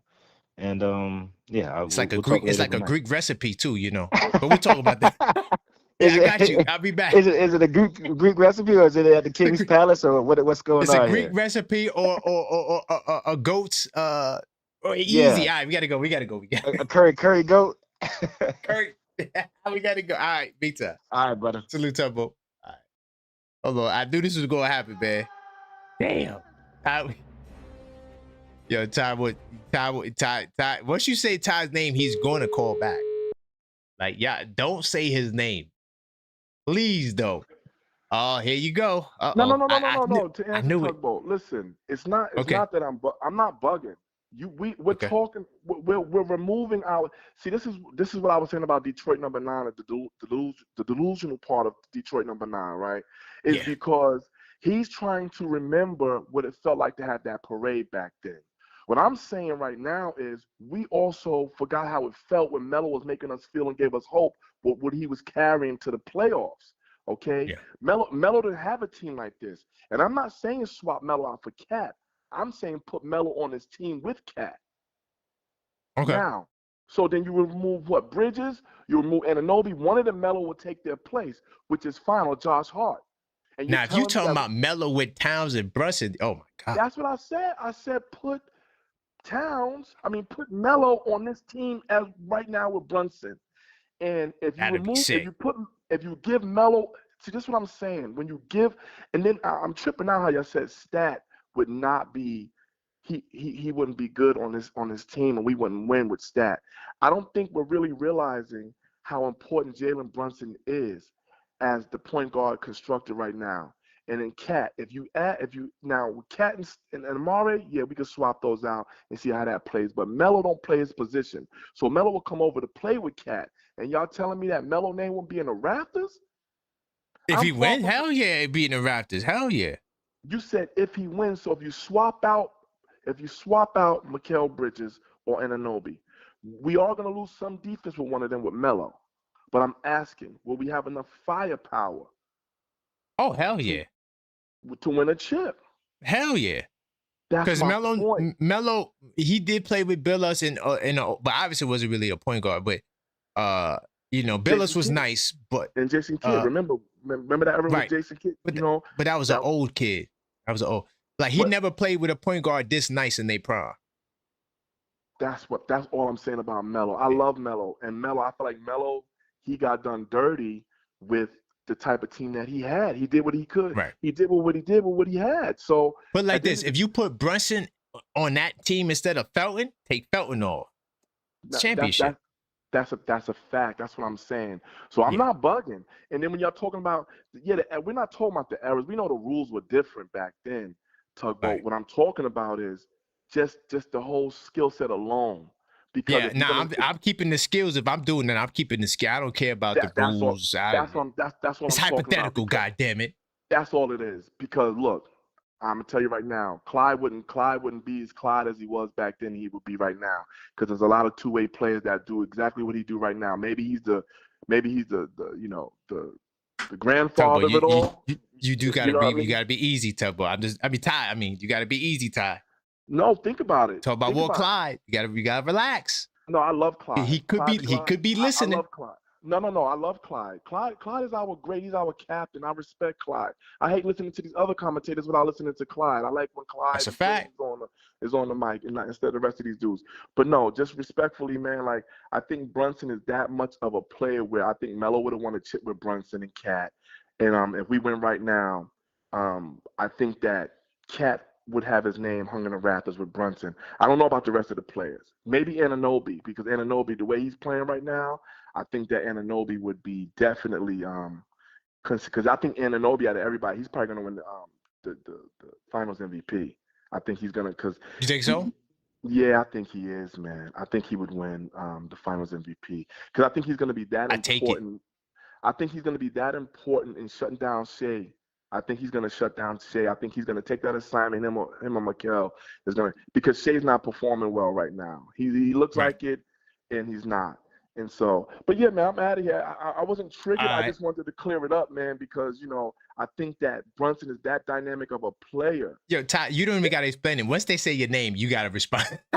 Like once they say Ty's name, you back there. I know. No. Stop. Come on. All right. You know what? Did you eat your Greek salad today?